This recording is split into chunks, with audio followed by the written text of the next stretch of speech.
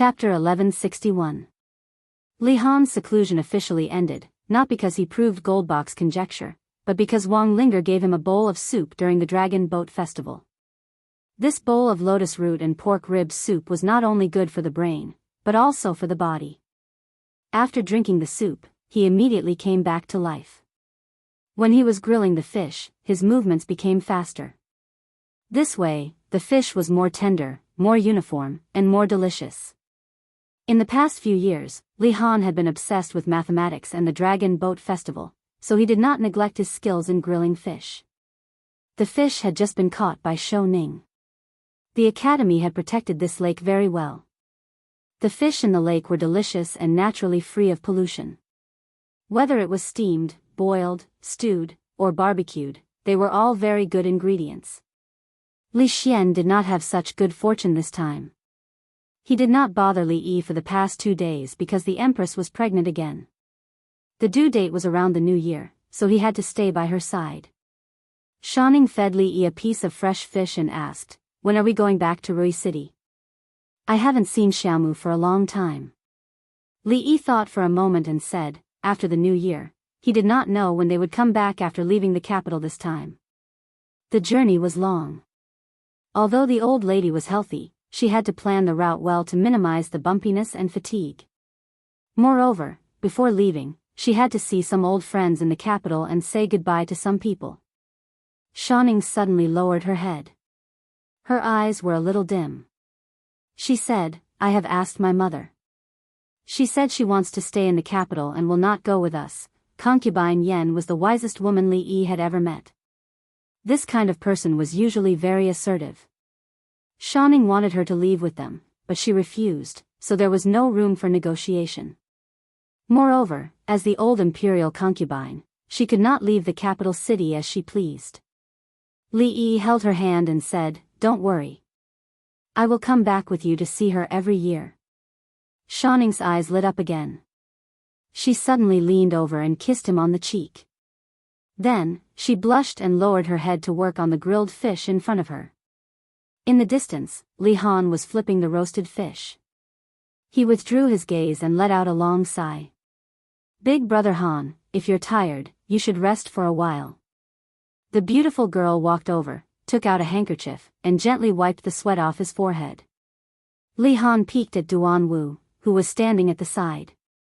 When he saw that her face did not reveal any unusual expression, he was delighted and flipped the iron skewers in his hand even faster. The Jing Kingdom had undoubtedly become the center of the world.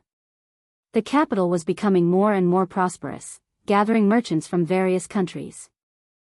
Because of geographical factors, although the prosperity of the business in the capital could not be compared to Suzhou and Rui City, overall, it was already the largest city in the known surrounding countries. Here, one could eat the sugar figurines of the Jing Kingdom, the Wu Kingdom, the Qi Kingdom. Li Yi could not tell the difference between these sugar figurines, but according to Shaning, each kind of sugar figurine tasted different. 18 years old was actually the time when a girl was in her prime and the most lively. She, who had regained her original nature, appeared more real, which was what Li Yi hoped to see. Some people did not need to mature and grow up. She could be a child for the rest of her life, as long as she was willing, as long as she was happy. Walking on the street, from time to time, she would stuff some snacks into his mouth. Li Mu would probably like Shaning very much. Her gluttony was similar to Zoe Mo's. Every street in the capital was very noisy, but when the two of them walked to a certain place, they could still hear a clear conversation in front of them. "I've finally found you, Peng. It's time to settle the score between us. You black-hearted thing. How dare you sell us a fake test paper for 10 taels of silver? It's fine if you sell us the fake test paper, but you actually hid the real test paper and passed the written test alone." At the entrance of a restaurant, a few scholars in green who were supposed to be gentle and elegant were now punching and kicking a person on the ground with violent expressions. A woman looked panicked. She pulled the scholars in green and said repeatedly, "Stop beating him, stop beating him. How much money does he owe you? We'll pay you back, we'll pay you back."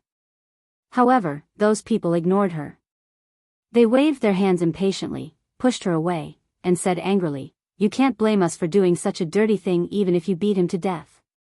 Young masters, please calm down, calm down. An old man walked out of the restaurant and hurriedly said, a few days ago, there were countless people selling fake scrolls in the capital. He must have stolen a few copies. If you continue to fight like this, someone will die. Of course, those people also knew that this fatty was only one of the countless people who had stolen the test papers. However, the problem was that he clearly knew that there were real test papers, but he still used fake papers to deceive them. He overcame all the obstacles along the way, passed the written test and the martial test, and almost became the emperor's son-in-law. Thinking about how they worked hard to memorize the questions, only to find out that they did not get a single question right after they took the exam. They almost died suddenly in the exam, and after they came out, they were seriously ill for 3 days. This was intolerable. Go away. One of them shook off the old man and kicked the person on the ground fiercely. He said angrily, he dared to sell fake test papers back then, he should have expected this day. After kicking him a few times, he still could not vent his anger. He picked up a long bench from a roadside stall and smashed it hard at him. In the end, the bench in his hand did not land on the person on the ground. A young man grabbed the bench in his hand and looked at him. He said, it's wrong for him to sell fake test papers, but it's reasonable for you to buy fake test papers. You've hit him and you've scolded him. Enough is enough. The green-robed scholar saw that the other party was about the same age as him, but he acted like he was teaching someone a lesson. He felt even more indignant and said angrily, who do you think you are? Smack. Li Yi gave him a backhand slap. Although he did not use much strength, that person was still sent flying. He lost a few teeth and lay on the ground, unable to recover for a long time. The other companions next to that person were also stunned on the spot. It was the first time in their lives that they had seen someone sent flying with a slap. For a moment, they did not dare to rush forward. However, they moved and surrounded Li Yi and Shaoning. One of them quickly ran into the distance. Li Yi looked at Shaoning and asked, are you hungry? Shaoning nodded in embarrassment. Li Yi smiled and said, then let's go in and eat something. This restaurant used to taste pretty good. I wonder how it is now. The old man from the restaurant walked to his side and whispered, young master, you should leave quickly. You won't be able to leave in a while. One of the young men glared at the old man, and the old man immediately stopped talking. Li Yi looked at the fatty lying on the ground and said to the woman beside him, you guys come in too. Although the woman did not know the person in front of her, he was definitely not a bad person since he had helped earlier. Seeing his outstanding temperament, she could not help but be influenced by him. She only hesitated for a moment before nodding. She helped the fatty on the ground up and walked in. The old man's expression changed slightly. He looked at a waiter behind him and said, quick, go and get the shopkeeper here. Inside the restaurant, although the fatty's face was bruised, he still struggled to get up. He cupped his hands at Li Yi and said, thank you for your help just now, brother. He looked at the young man in front of him and then at the woman beside him. He didn't know why, but he felt that he had seen this woman somewhere before. Even this brother of his felt that she was very familiar. You don't recognize me now? Didn't you say that we were fated when you sold me the fake exam papers? Li Yi looked at him and said with a strange expression. The fatty's expression changed when he heard this. He trembled and said, you, he was a little terrified. If the person in front of him had also bought his fake exam papers, could it be that he wanted to beat him up by asking him to come in? Li Yi looked at him and said with a smile, if you hadn't cheated me of 5 coins, would have kicked you a few times outside. You. Only one person had bought the fake exam papers from him for 5 coins. The fatty immediately remembered that this person was Mu Zi. However, they did not look alike at all. If he was Mu Zi, then he would be the emperor's son-in-law. Then, wouldn't the woman beside him be? Peng Er turned his head to look again. He finally understood why he felt so familiar with the woman. He suddenly felt his legs turn to jelly and he almost fell to the ground. The old man walked in from the back door of the restaurant and pointed in front of him, saying, shopkeeper, it's them. A middle-aged man walked in front of him. The man did not look old, but his hair was already white. There was another sturdy man beside him. When Li Yi looked over, he was slightly startled. Then, he could not help but laugh. Chapter 1162. In the backyard of the restaurant. He looked at Li Yi with a smile, cupped his hands, and said, "Greetings, Jiang of Silla." Wu Er stood beside him and smiled honestly, looking a little embarrassed. He looked to his side and said, "This is His Highness Jiang of Silla. Hurry up and greet him." 4 women stood beside him and said in unison, "Greetings, His Highness Jiang of Silla."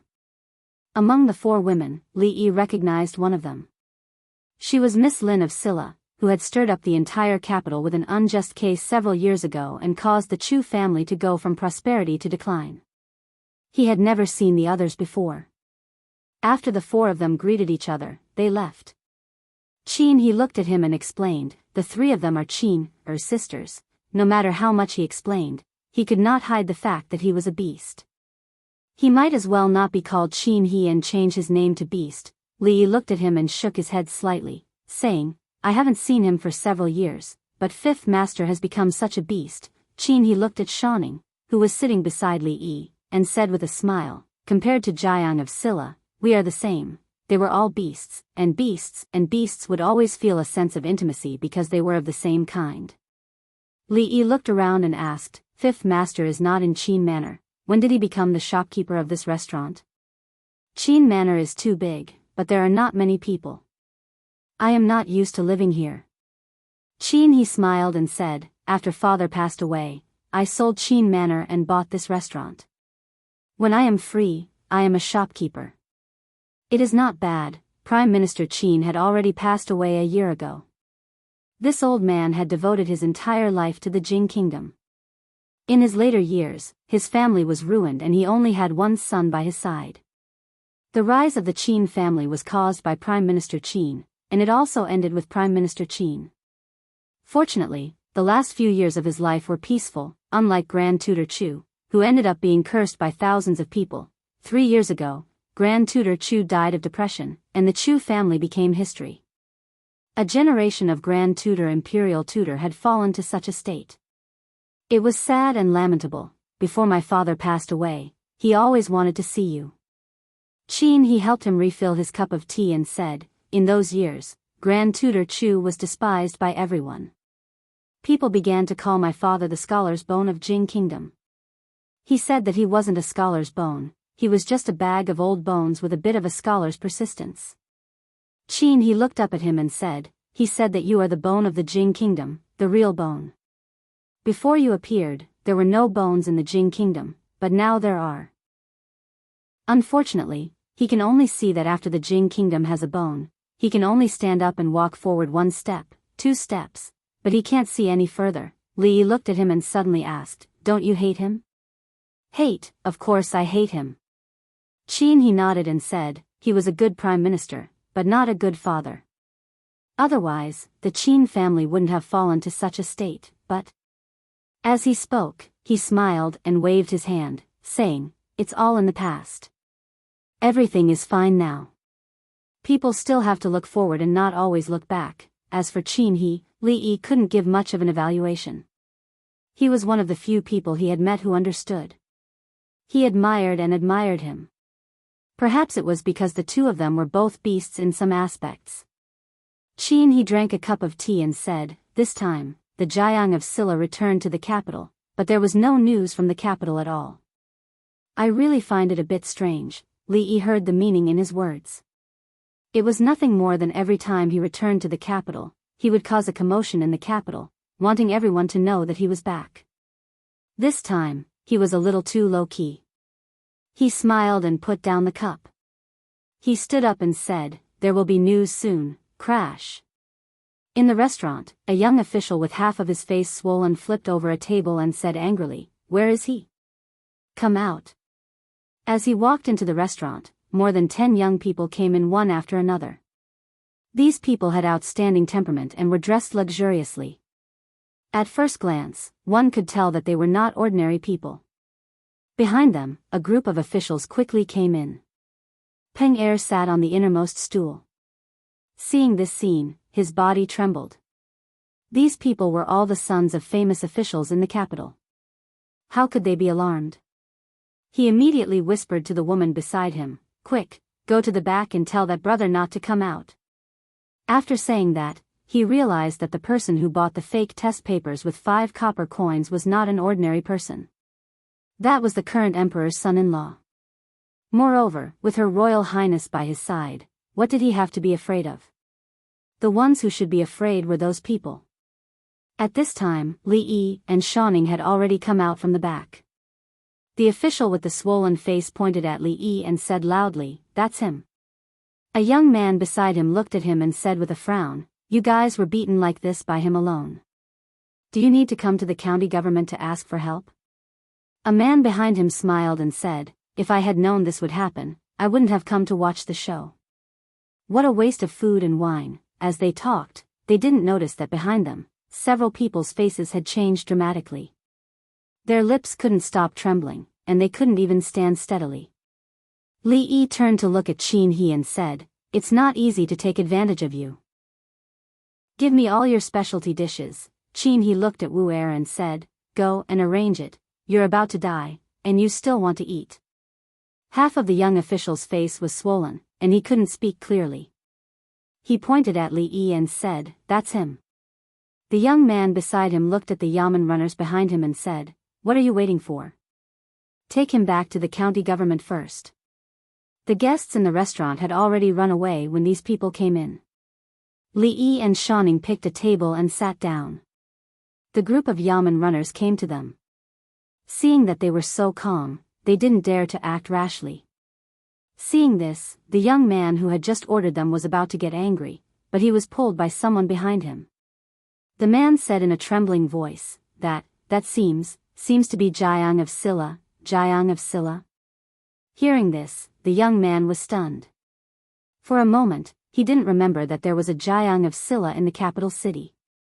The next moment, when he came to his senses, his legs began to weaken, and cold sweat broke out on his forehead. It had only been 2 years since his father was transferred to the capital city, but he couldn't be more familiar with the legendary Jiang of Silla. This was a man who had once stirred up the entire capital city, the entire Jing kingdom, and affected the general trend of the world. His legs were weak, but he couldn't let them go. He forced himself to gather some strength, took 2 quick steps forward, and shouted, "Stop." Seeing that their young master had spoken, the group of yamen runners immediately retreated to the side. The young man took a deep breath, took 2 steps forward, bowed, and said in a trembling voice, "Greetings, Jiang of Silla, His Highness Jiang of Silla, this is a misunderstanding." Thump. Someone's legs went weak. It wasn't the stuttering young man, but Peng Er. The person who sold the fake exam papers wasn't the emperor's son-in-law, but Jiang of Silla. No, it was the emperor's son-in-law. Jiang of Silla was the emperor's son-in-law. Jiang of Silla was the emperor's son-in-law, and the emperor's son-in-law was Jiang of Silla. He felt like he had discovered an incredible secret. Would he be silenced? "Greetings, His Highness Jiang of Silla, greetings, Your Highness." Seeing this, the dozen or so people also walked forward, trembling. Their faces were pale, and they all bowed to pay their respects. At this moment, their hearts were filled with regret. Why did they have to join in on the fun? The group of people almost surrounded the table. Li Yi looked back at them and said, "Why are you all standing here? Do you want to sit down and eat?" Chapter 1163. Being invited to a meal by Jiang of Silla, in the entire capital, there were only a few people who had this kind of qualification. What these young people felt at this moment was naturally not that they were overwhelmed by the favor, but that they were terrified. They were extremely regretful in their hearts. Why did they have to join in the fun today? At this moment, they were in a dilemma, but they did not dare to block the way, and they all retreated to the corner. And the servants accompanying them hurriedly left. As for the young scholar with a swollen face, his face was already ashen, paralyzed on the ground, and even his lips could not move. Li Yi looked back at the fatty and said, "Do you want to sit down and eat together?" No need, no need. Peng Er hurriedly shook his head and said, "Thank you, Your Highness Jiang of Silla." Sitting at this table, one was Princess Shawning, and the other was His Highness Jiang of Silla. The matter of him selling fake test papers to His Highness Jiang of Silla was enough for him to brag for a lifetime.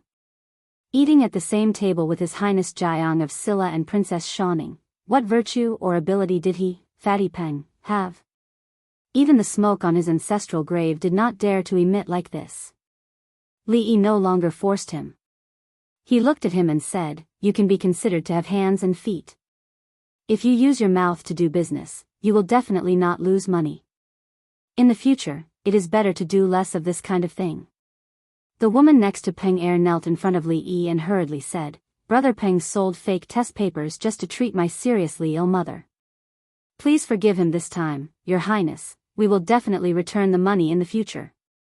He was wrong to sell fake test papers, but those who intend to cheat are not righteous people." Li Yi waved his hand and said, "In the future, it will be fine." Peng Er nodded and said, "I will definitely remember Your Highness Jiang of Silla's teachings." Li Yi looked at him and suddenly asked, "Are you interested in working at Jiang of Silla's residence?" He had had 2 brief encounters with Peng Er. Although his act of reselling fake exam papers seemed to be beneath him, the fact that he was able to stand out among all the fake exam dealers in the capital and successfully attract so much hatred showed that he still had a lot of redeeming qualities. After all, there were so many unscrupulous dealers in the capital who sold fake test papers, but he was the only one who was beaten on the street. This kind of person was born to do business. After they left this time, the Li family still needed a reliable person to take care of the business. This Peng Er would be of great use if he was properly trained. Peng Er was stunned at first, but after he realized it, he immediately knelt on the ground and said, "Li family, of Li family, Your Highness, Jiang Silla, Your Highness, Your Highness." Li Yi waved his hand and motioned for Peng Er to get up. A middle-aged man in official robes walked in from the door. He tidied up his clothes and said respectfully, "This lowly official is the capital's magistrate Lin de Greetings, Your Highness Jiang of Silla and Princess Shawning." When Li Yi left, the capital's magistrate was still Lu Dayo. Now that Lu Dayo had become the capital governor, this new magistrate was a new face. His face was a bit frightened as he said, "This lowly official was not strict enough and alarmed Your Highness. Please punish me." Li Yi looked at this magistrate and asked, "Fighting in the street with no regard for human life, what about the law?" The middle-aged man looked at the young man with a swollen face and immediately said, "Your Highness, rest assured, this lowly official will investigate this case and punish it according to the law." Li Yi looked at Shawning and asked, "Are you full?" Shawning nodded and said, "I'm full." Li Yi stood up and looked at the magistrate and said, "I'll leave this to Magistrate Lin." The magistrate immediately bowed and said, "Your Highness, please rest assured." Li Yi waved at Qin He and said, "Let's go, send off Your Highness." The magistrate immediately bowed and said, "Take care, Your Highness." Li Yi and Shawning walked out of the restaurant and parted ways with Peng Er and the woman. They walked towards the Jiang of Silla's residence. In this big capital, there were not many people who could talk to him nicely. Qin He was one of them. Although he lived like a beast, he was also free and easy. He immersed himself in his own world and didn't care about the outside world. He was a smart person who could see through the world.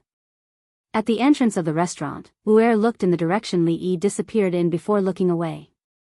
Wu Er scratched his head and murmured, "His Highness seems different from before, but I can't tell what's different." Qin He smiled and said, "In the past, His Highness Jiang of Silla was like a sharp sword, showing off its edge.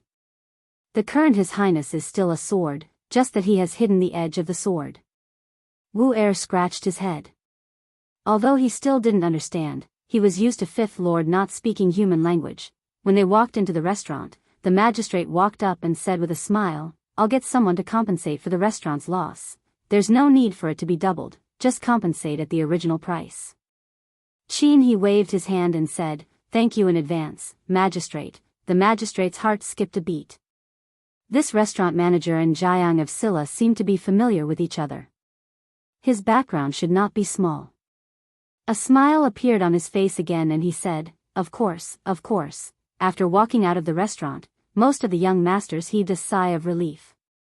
They wiped the cold sweat off their foreheads and felt like they had survived a disaster. One of them heaved a long sigh of relief and said, "Fortunately, we didn't offend Jiang of Silla." It said that a few years ago, when Jiang of Silla wasn't Jiang of Silla, many young masters of the top families in the capital city were dragged to the palace gates to be flogged because they offended him. They couldn't get out of bed for a few months. There was another time when more than 10 important officials of the imperial court had to personally go to a restaurant to retrieve their juniors. It could be said that they were completely humiliated. As the crowd heaved a sigh of relief, they looked at one person in the crowd and said gratefully, "Thank you for reminding us just now, Brother Zheng. Otherwise, this would have led to a disaster." The young man they called Brother Zheng was still pale. He looked at them and said with a trembling voice, You think, it's over?" He wiped the sweat on his palms on his clothes. These people had not experienced some things, so how would they know the fear of the entire capital city being dominated by Jiang of Silla? This was not the end, but just the beginning. Jiang of Silla had returned. This capital city would probably experience another huge shock. In a certain official's mansion, an official who had just rushed home looked at his son and asked in horror, "Did you have a conflict with Jiang of Silla just now?" "No conflict, no conflict." The young man immediately said, "We just went to watch the show. We definitely didn't have a conflict with His Highness Jiang of Silla. Watch the show?" The official picked up a bamboo stick and hit him.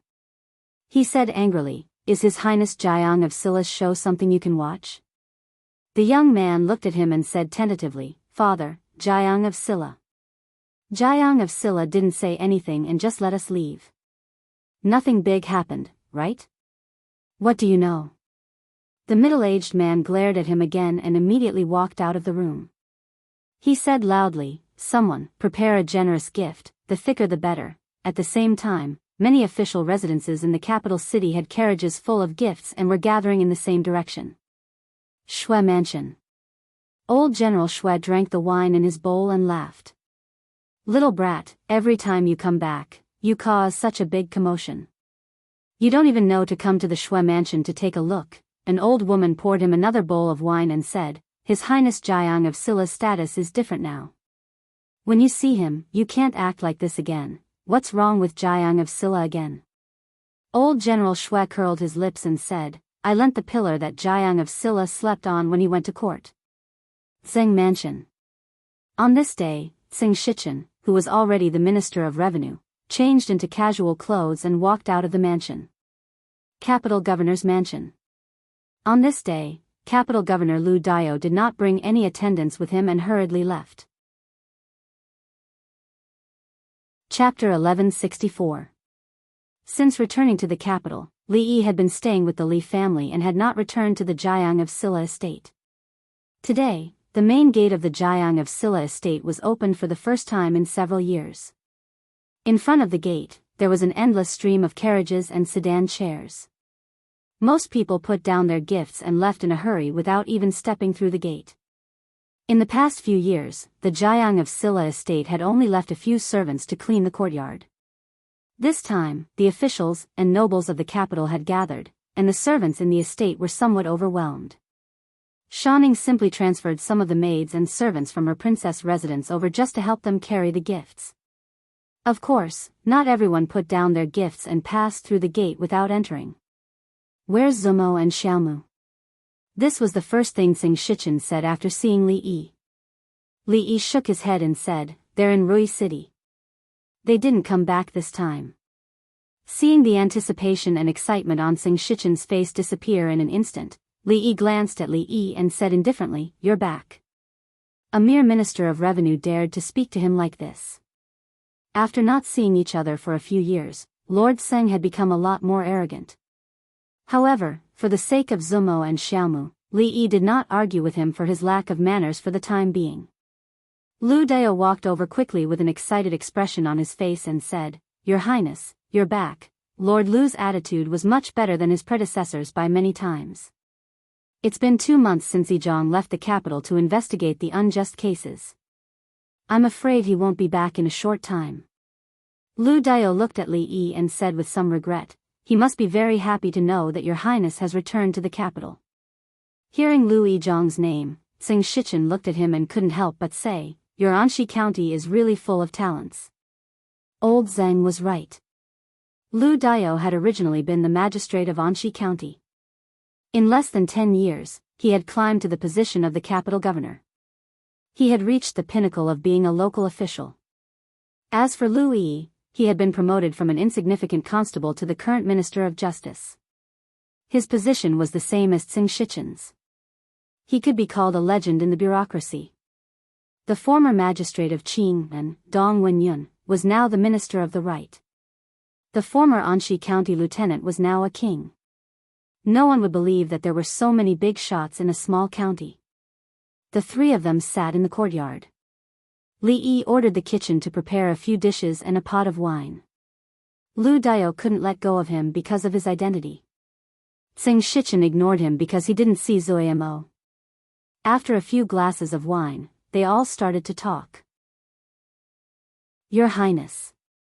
Lu Dao picked up a mouthful of food and said, "Back in Qing and Prefecture, I knew that your Highness was not an ordinary person. The small Anxi County couldn't trap you. The luckiest thing that happened to me in my life was to be the magistrate of Anxi County." He chuckled. "That's what I thought too. After being the capital governor and the Minister of Justice for so long, I actually missed the days back in Anxi County." Lu Dao didn't have a high tolerance for alcohol. Even though it wasn't hard liquor, he was soon drunk. He leaned on the table and muttered to himself. Tsing Shichen drank unhurriedly.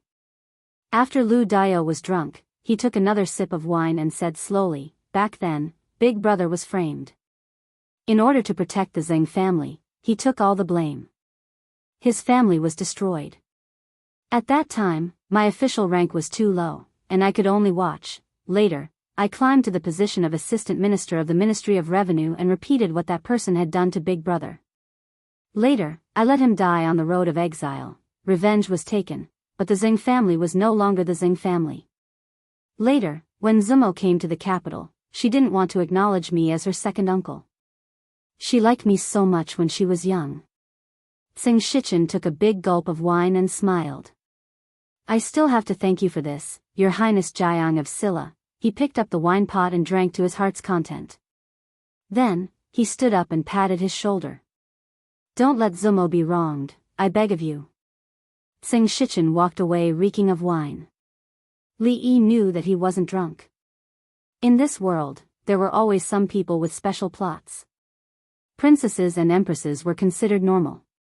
There were also sister Khan, daughter Khan, and niece Khan. Some of these people had dirty thoughts, and some were pure. They really protected and loved each other from the bottom of their hearts. Changde walked out of the backyard. His breathing was a little chaotic. This wasn't common for a grandmaster like him. Unless another grandmaster forced his breathing to be chaotic. Mingzhu, on the other hand, appeared calm and composed. A chrysanthemum-like smile bloomed on Changde's old face. He bowed and said, "This old servant is no longer a match for your highness." Li Yi felt a little sad. Even Mingzhu had broken through. When would his opportunity to become a grandmaster come? On second thought, even if he broke through, he wouldn't be able to defeat Chang, Su, or even Mingzhu and Rui. What was the point of such a breakthrough? Li Duan held Xiao Rui's hand and ran out from the backyard. The two of them had been separated for several years, but these days, they were inseparable. When he ran past Lao Chang, he halted, bowed, and said, "Master." Xiao Rui also looked at Mingzhu. "Auntie." She didn't know who Changde was, so she didn't know how to greet him. She just called him master like Li Duan.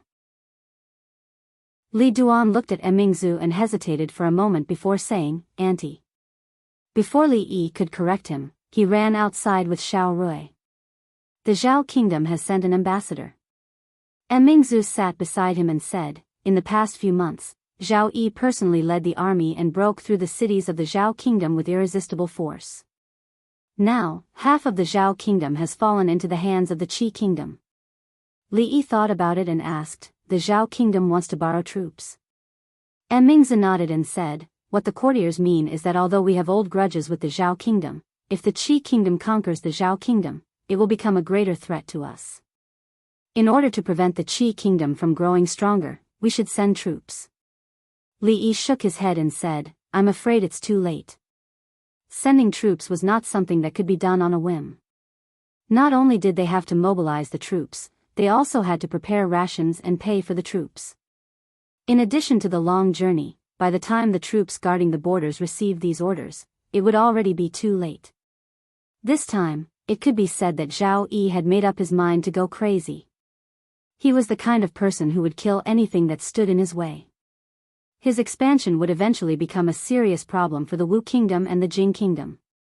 Neither kingdom would sit by and do nothing. It was because he knew this that he sent troops so quickly and wanted to conquer the Zhao kingdom in the shortest time possible. When the Zhao kingdom was completely conquered by the Qi kingdom, it would not be easy to touch them.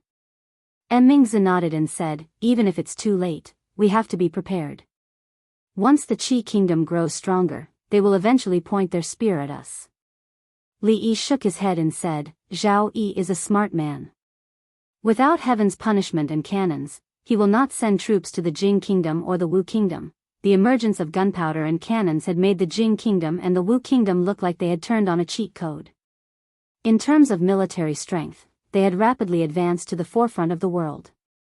Coupled with suitable tactics, they were almost invincible. Zhao Yi knew this very well. Without heaven's punishment, he would not dare to do so. The two of them were discussing this matter in the courtyard. Outside the courtyard, Li Duan and Little Roy were sitting on the swing. Suddenly, he turned his head to look at her and asked, Little Roy, will you marry me in the future? Of course. The little girl turned to look at him and said matter-of-factly, we've agreed. Are you going back on your word?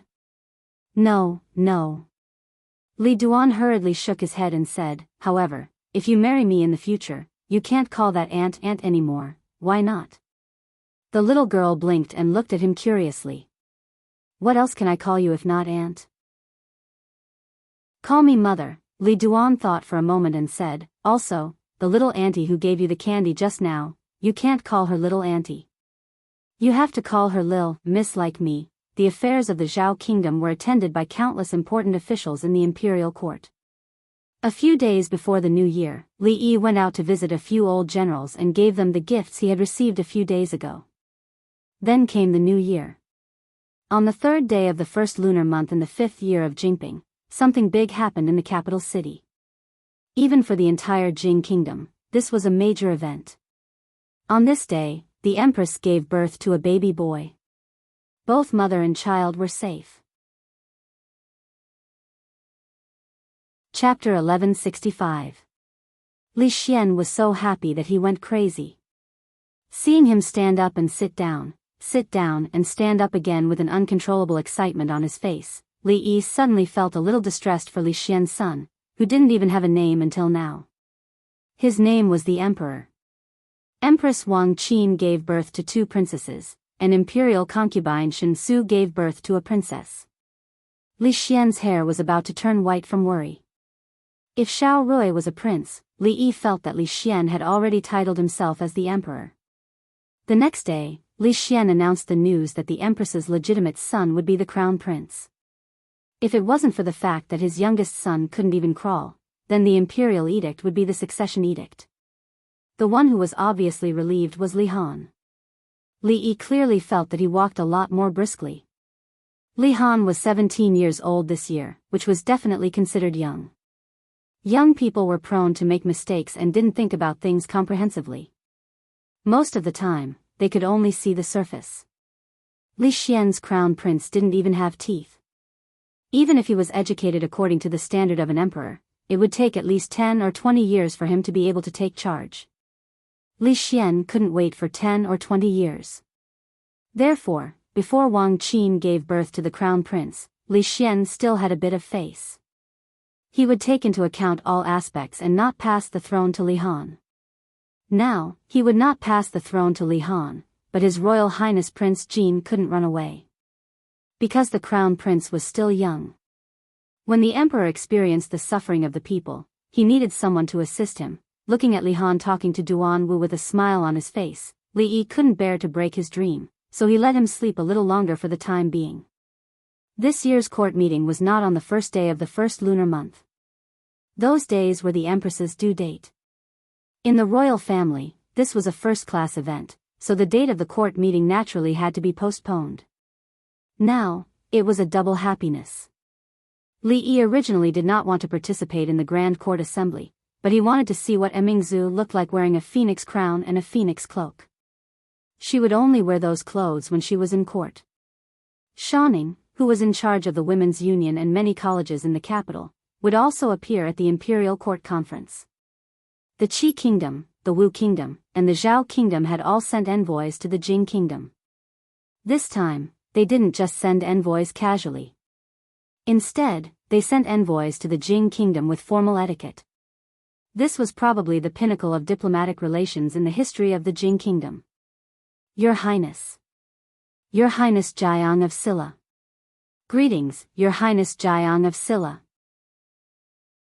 During the distance from the palace gate to the political hall, all the officials that Li Yi met, some of whom he knew, some of whom he did not, bowed to him. Old General Shui sighed and said, I still remember the first time you stood here a few years ago. Back then, you were just a young boy. In just a few years, you are already standing in front of us, the old fellows who have been in the court for decades. The few old generals usually did not attend court, but they would not miss the annual Grand Court Assembly. Old General Ma stroked his beard, and a look of reminiscence appeared on his face. The few of us only noticed you because of Tianfa. Who would have thought that you were hiding so much more than just Tianfa? Compared to you, we are really old, Li Yi smiled and said, since ancient times, the waves behind beat the waves in front, and the waves in front die on the beach.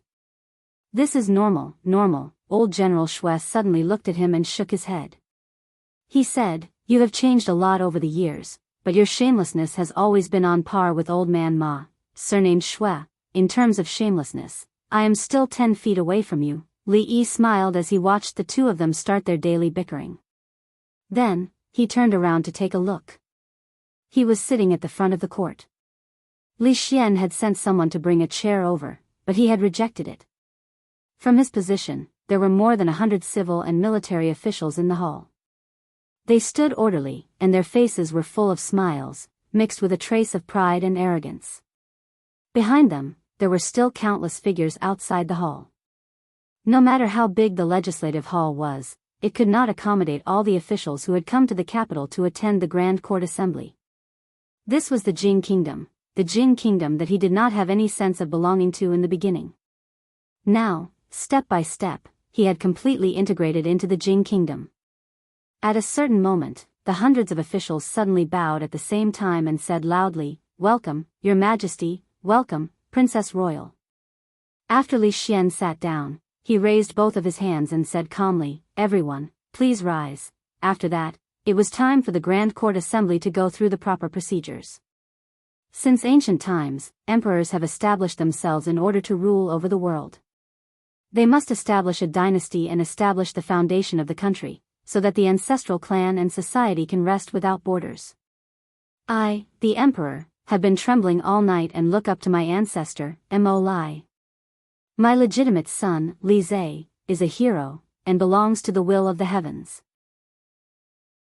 I hereby abide by the first imperial edict, record the ceremony, bow down to the will of the people, and sincerely inform the heavens and the earth, the ancestral temple, and the country that I hereby confer the title of Crown Prince and appoint him as the Eastern Palace's Crown Prince.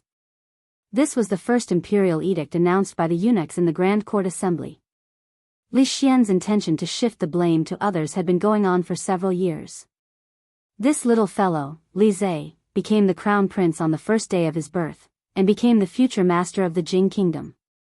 He had only been in this world for less than 24 hours, but Li Xian had already praised him to the heavens. Words like talent and outstanding were endless. The hundreds of officials could do nothing about it, and there were countless people who looked bitter. How could they, as the officials, not know what His Majesty was thinking? However, it was not easy for the Empress to give birth to a legitimate son, so no one would raise any objection at this time. The Second Imperial Edict was to expand the number of members of the State Affair Council. The original number of members of the State Affair Council was increased from 15 to 20. The State Affair Council was an institution proposed by the eldest princess several years ago.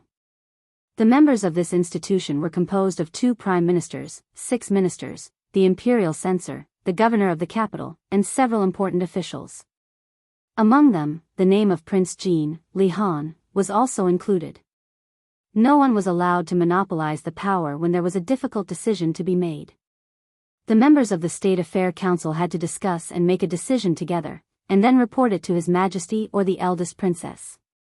His Majesty had no objection to this proposal. In recent years, the decision of the State Affair Council had been passed by His Majesty and the eldest princess. To some extent, the existence of the State Affair Council allowed His Majesty to be lazy with a clear conscience. This made the hundreds of officials doubt His Majesty's intentions more than once. However, this was indeed beneficial to the country, so no one could raise any objection to it. Every member of the State Affair Council could be a prime minister. From then on, all the officials in the imperial court and even the literati of the Jing Kingdom aimed to enter the State Affair Council. The imperial edict to appoint the crown prince and increase the number of members of the State Affair Council were the 2 most important matters. What followed was a long and tedious report from an official that everyone loved to listen to. Within these 4 hours, they would know the changes in the military, economy, politics, population, and system of the Jing Kingdom in the past year. The Jing Kingdom had been making progress every year. They had God's punishment and cannons, which could intimidate all the other countries. The national treasury was filled day by day, and various new policies that were beneficial to the people were introduced continuously. This was the result of the hard work of all the people present here for a year. These results would be written on the imperial board and posted on the walls of the palace, which was transparent to the people of the Jing Kingdom. Li Yi was actually not very interested in these things. He looked at Emingzu, who was sitting above him, and thought to himself, I must remind her to take this dress with her when I leave in a few days. Chapter 1166. 10 years ago, or even 5 years ago, none of the officials in the hall would have imagined that one day, they would be able to witness such a grand court conference. Politics, economy, population, agriculture, commerce. Almost every aspect that they could think of was developing at a gratifying speed. In the past, they could not see the future of the Jing Kingdom because they were confused. Now, they still could not see the future of the Jing Kingdom because the Jing Kingdom's development had far exceeded their imagination. Of course, the Grand Court Conference brought not only joy but also worry to the officials. Especially after Chen Chong, the provincial governor of Shuzhou, presented the memorial, almost half of the people in the court changed their expressions. They were suspicious, shocked, incredulous, and deeply regretful. This was the first time Chen Chong, the provincial governor of Shuzhou, attended a Grand Court Conference. Regardless of whether it was the old officials who had been in the court for decades or the new officials in the court in recent years, the name Chen Chong was no stranger to them. In the past, the Duke of Chen's household had been so illustrious. Although it could not cover the sky with one hand, in the capital, a brick thrown on the street could hit a marquee. The Chen clan was already one of the top clans. The Chen family used to be glorious. Later, because they were involved in the Chui family's rebellion, they declined overnight. Later, they completely disappeared from the capital. Some people knew that he had become the provincial governor of Shuzhou and the fief of the Jiang of Silla, but some people had completely forgotten about him. Today, this man, who was once a prominent figure in the capital, once again walked in front of the people. He brought a few pieces of news. In the past 5 years, the population of Shuzhou had officially surpassed the capital and became the most populous city in the Jing Kingdom. The tax revenue of Shuzhou last year was 20% of the tax revenue of the entire Jing Kingdom. This did not exceed the tax revenue, which saved them some face. But that was only Shuzhou. The tax revenue of Shuzhou was 20% of the tax revenue of the Jing Kingdom. This meant that Shuzhou alone was equivalent to more than 10 provinces in the Jing Kingdom. But this had nothing to do with them. Because as early as 5 years ago, the court officials unanimously discussed and almost couldn't wait to give all the tax collection rights of Shu province for the next 50 years to Jiang of Silla. They even gave the entire Shu province to Jiang of Silla. At that time, they were still wondering if they should give 2 more. At the time, they had thought that as long as he could leave the capital, anything would be fine. 5 years ago, a prefecture in the Jing kingdom was worth more than 10 Shu prefectures. 5 years later, Shu prefecture was worth more than 10 ordinary prefectures in the Jing kingdom. It was more than 100 times more. It had only been 5 years. No one knew what would happen in Shuzhou in 50 years. All the officials in the hall were filled with regret. They couldn't help but turn their heads to look at the figure standing at the very front. They didn't know whether to feel fear or respect. Li Yi had been watching the progress of the imperial court conference. After the officials of the various prefectures in the Jing kingdom finished their reports, it was time for the envoys from other countries to meet the emperor. Several years ago, the Jing kingdom was weak. The envoys of Qi and Zhao acted like they were in their own garden in the golden palace of the Jing kingdom. Their words and actions were quite inappropriate. But now, the situation was completely different. After presenting the generous gifts, the envoys of the small countries showed their subservience. The envoys of the Wu kingdom didn't send any gifts. Her Majesty just sent someone to deliver a letter of credence. In the first month of the 5th year of Jinghe, the Wu kingdom and the Jing kingdom officially established diplomatic relations. From then on, they would be friendly neighbors, non-aggression, trade barriers would be removed, and trade with each other. The gifts sent by the envoys of the Zhao kingdom were very generous. Because they came to ask for help. The army of the Qi kingdom was approaching the imperial city of the Zhao kingdom. If the Jing kingdom didn't lend a helping hand, it wouldn't take long for the Zhao kingdom to disappear in the long river of history.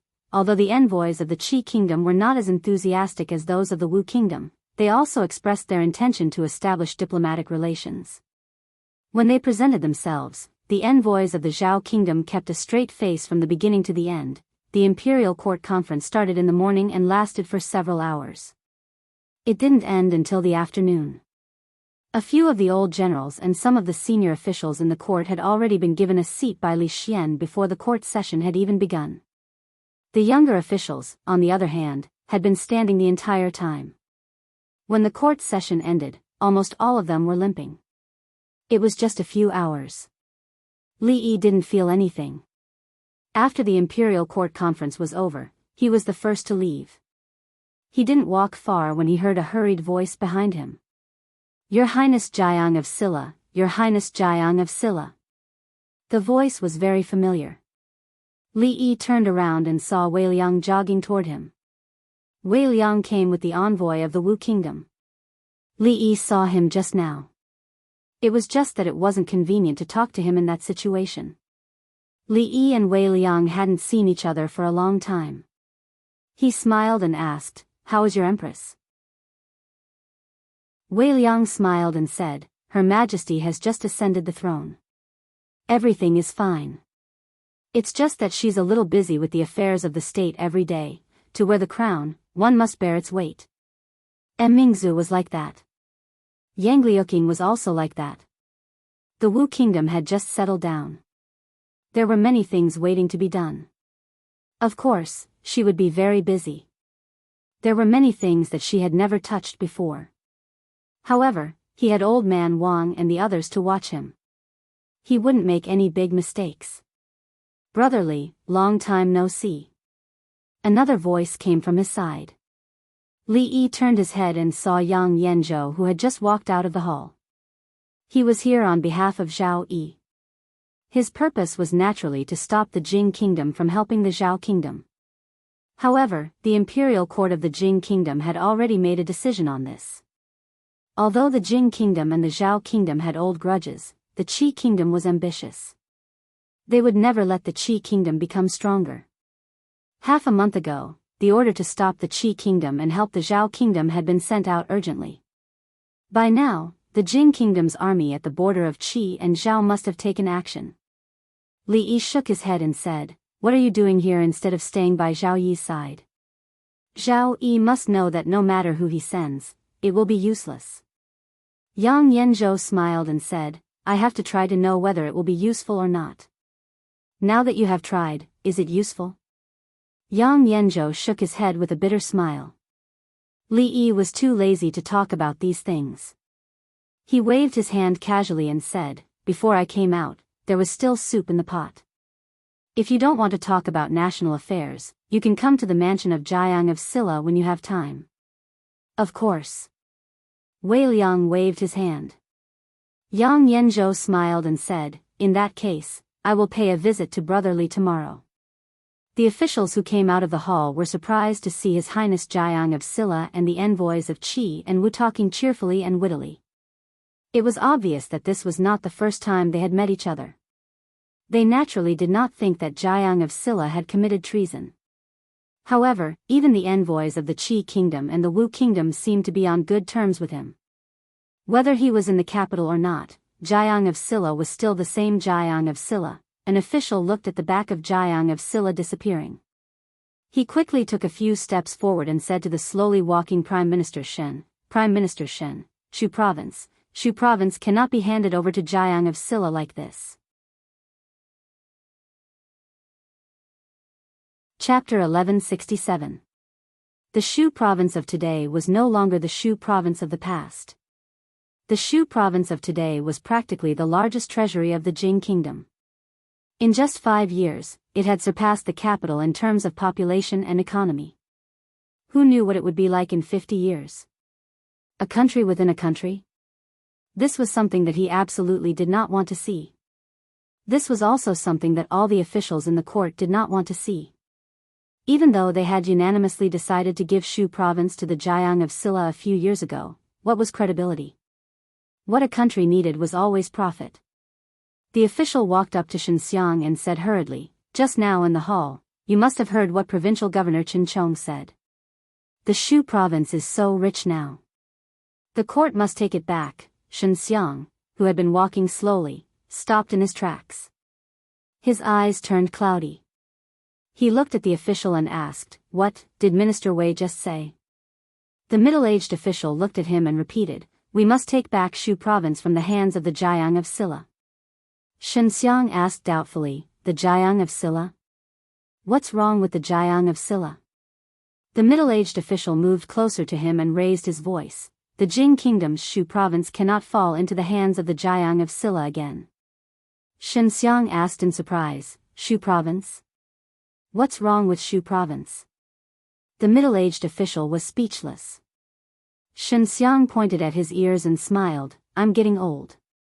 My ears don't work so well anymore. Minister Wei, please don't blame me. I was thinking a few days ago that these old bones of mine really couldn't hold on any longer. I was planning to resign from His Majesty in a few months. The middle-aged official was shocked. He immediately said, Prime Minister Shen is the pillar of the court. You are a role model for us officials. If you leave, who else can suppress the treacherous officials in the court? Shenxiang sighed and looked at the middle-aged official. He said, for a country, although benefits are the most important, we can't just care about the benefits in front of us. We have to live up to our own conscience and the conscience of the world. The official opened his mouth, Prime Minister Shen, without the treacherous officials you speak of, there wouldn't be today's Jing kingdom, and there wouldn't be today's Minister of Wei.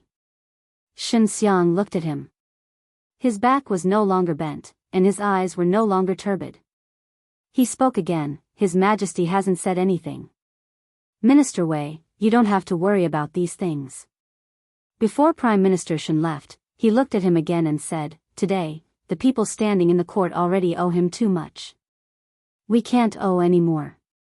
If we owe any more, I'm afraid we will suffer retribution. After Shenxiang left, the middle-aged official stood there in a daze. He only felt that his throat was a little dry. He licked his dry lips. Shenxiang's words were very clear. If he insisted on targeting Jiang of Silla, Shenxiang would not help him. At that moment, he finally realized that Jiang of Silla was much more terrifying than he had imagined. However, he was only thinking about the Jing kingdom. What did he do wrong? Confusion and hesitation appeared on his face. He slowly took a step forward and disappeared in the direction of the palace gate alone. When Li Yi came out, the pot was really stewing soup. The soup had been stewing for a few hours, and the taste was very rich. Ever since he realized that he had underestimated Mingzu, he picked up the skills that he had put aside for many years. She only had a low starting point, but there was a lot of room for her to grow, far beyond Li Yi's imagination. Shanning ran over and said pitifully, "I also want to drink royal sister's soup, but she won't give it to me." Li Yi patted her head and said, "Your royal sister has to deal with so many affairs of the country every day. She needs to nourish her body. I'll make your favorite soup later." The soup that Mingzu drank naturally couldn't be given to Shanning. It wasn't because she didn't need it, but she was only 18 years old. At the very least, it would take a few more years for Li Yi's beastly and guilty feelings to dispel. After finishing the soup for the two of them, he still had to do other things. This time, when he left the capital city, he would come back to accompany Mingzu and Shanning. He wouldn't make such a big fuss. Therefore, the Jiang of Silla residence, which had always only accepted gifts but not given gifts, was finally generous for a while.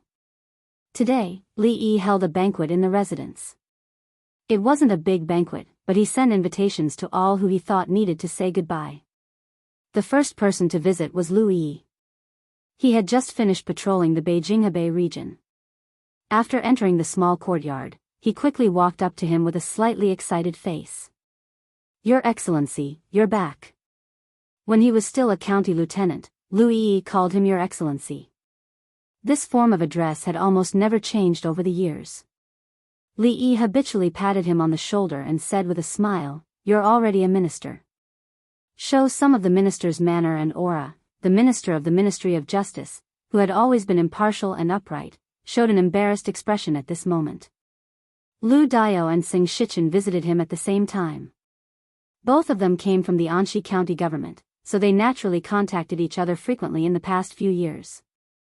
For some reason, Sing Shichen also hooked up with the two of them.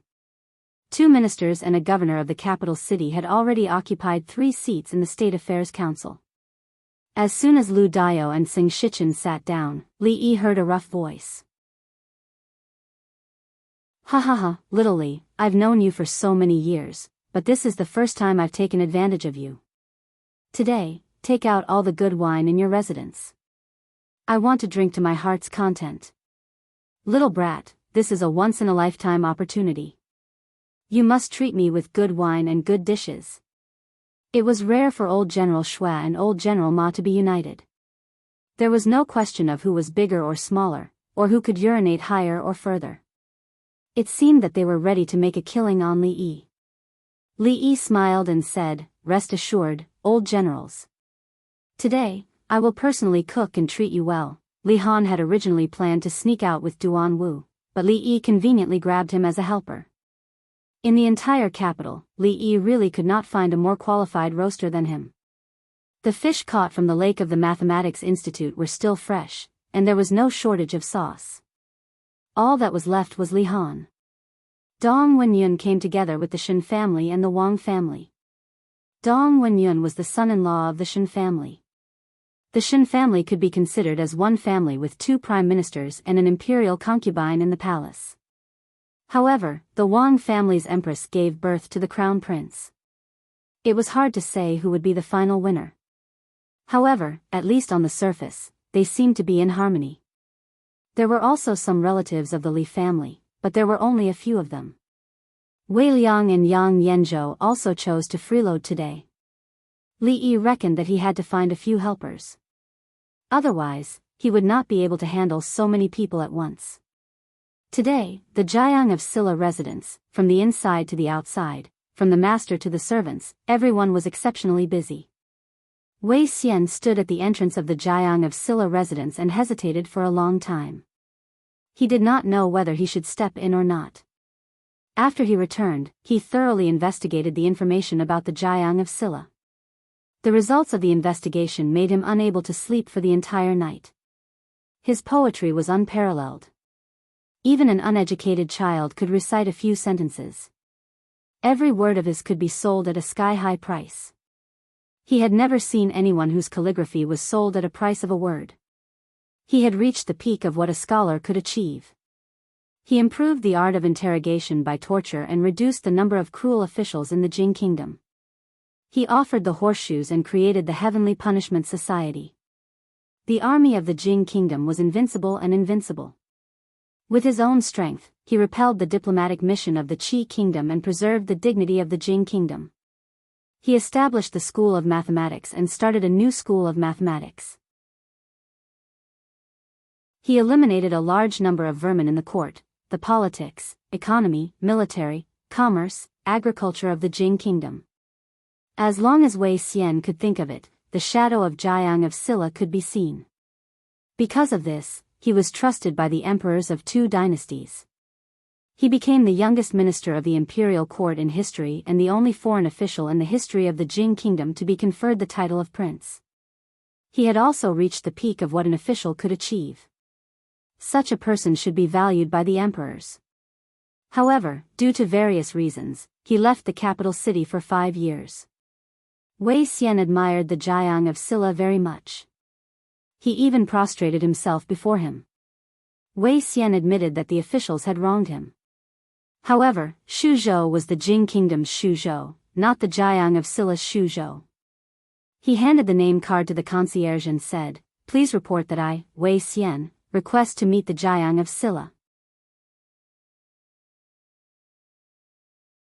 Chapter 1168. The gatekeeper of the Jiang of Silla residence was especially busy today. Usually, only one person was needed to guard the door, but today, there were 5 people on duty. Those who came to the residence today were either high-ranking officials or dignitaries. His Highness could afford to neglect them, but the gatekeeper could not. Hearing that the visitor reported his official title as Minister in Charge, one of the gatekeepers immediately became alert. He accepted the name card and stepped forward. "Sir, please come in." Today, some people who came to the Jiang of Silla residence would hand over their name cards and invitations according to the rules, but some people swaggered in, such as the old generals just now. They did not need to check the invitations one by one. In the entire capital, no one dared to freeload or cause trouble during the banquet of the Jiang of Silla residence. The gatekeeper led him through more than half of the residence, pointed to a courtyard in front and said, "This lowly one will escort you here, sir can go in by yourself." Wei Xian took a deep breath and stepped in. Then, he saw such a scene. Old General Ma pointed at old General Shui's nose and scolded, "You old thing, there are only 2 drumsticks in total, and you actually want to monopolize them." Old General Shui had a drumstick in his mouth, but he was not to be outdone and scolded back, "Old thing, you still have the nerve to scold me? Just now, that jar of 30 years old wine was completely drunk by you, did I say anything?" Old General Shui and old General Ma were pointing at the sky and scolding each other. Right Prime Minister Dong Wenyun and Minister of Revenue Tsing Shichen clinked their glasses. The person lying under the table and being carried into the room was the capital governor, Lu Dayo. Minister of Justice Lu Yishui was serving dishes to the old generals. The 2 people in the innermost area should be the envoys of the Wu kingdom and the Qi kingdom. If he was not mistaken, the one squatting there grilling fish and crying because of the smoke was the Dean of the Divinity Academy, Prince Jin, Li Han. From his angle, he could see the kitchen. The figure bustling about in the kitchen was none other than Jiang of Silla. Beside him were Princess Shaoning and Princess Royal. Wei Xian did a rough count. More than half of the 20 members of the State Council were here. 1 Prime Minister, 2 ambassadors, 3 ministers, and 4 old generals. In this small courtyard, more than half of the core forces in the imperial court of the Jing kingdom had gathered. "Hey, Lord Wei is here too. Why are you so late? Come, sit here." Dong Wenyun's voice came from beside him. Wei Xian turned his head and was pulled to the table in a daze. He opened his mouth. "Prime Minister Dong." Dong Wenyun smiled and said, "There's no Prime Minister Dong here, and we're not talking about national affairs today. Let's drink, let's drink." After saying that, the wine glass in front of Wei Xian was filled to the brim. Li Yi was busy in the kitchen alone. He was cursing these bastards in his heart. They were indeed unreliable. His Emingzu and Shaoning were still the most considerate. When the last dish was out of the pot, he washed his hands and walked out of the kitchen. Li Xian's figure came in time from outside the courtyard. Not only him, but his empress and imperial concubine were also there. Li Xian had always been good at timing. It was neither early nor late. He used to freeload alone, but now his whole family came together. Since his daughter had been freeloaded by his family, he would let him freeload again this time. Your Majesty, Your Majesty, Your Majesty, an imperial concubine. At several banquets in the courtyard, even those who were drunk instantly sobered up and immediately stood up to salute. Li Xian waved his hand and said, "You don't have to be so polite today. You can eat your own." Although he said so, it didn't matter whether he came or not. Now no one dared to be presumptuous. Even the two old generals' quarreling voices were much lower. Li Xian and his empress and imperial concubine naturally had to sit in the room. Mingzu and Shaoning were at the same table with them. Li Han, who had just gotten rid of his mission of grilling fish, could only sigh and squat back to grill another fish. You invited guests, but you didn't call me. Li Xian was quite dissatisfied with this. Li Yi would rather brag to the two old generals than let Li Xian come and spoil everyone's mood. He had a feeling that the number of times he would be spoiled by Li Xian in the future would increase. Li Xian picked up a mouthful of food and looked at Li Yi. He asked, "When are you leaving?" "After the 15th. Li Yi thought for a moment. He didn't want to stay in the capital for too long. Li Xian sighed and said, "I don't think I'll leave so soon. I'll at least wait until Zhe is 1 year old." Li Yi looked at him warily and asked, "Where are you going?" "Shuzhou." Li Xian said matter-of-factly, "I plan to move the Academy of Sciences there when the time comes. Build me another base in Rui City." Up until now, Li Yi still hadn't figured out why Li Xian was able to say such shameless things so easily. Did he kidnap his daughter or sister? Even if he did kidnap his daughter or sister, wasn't his request too much? Li Yi looked at him and asked, "You don't want to be the emperor anymore?" Li Xian glanced at him and said, "Don't you have the crown prince?"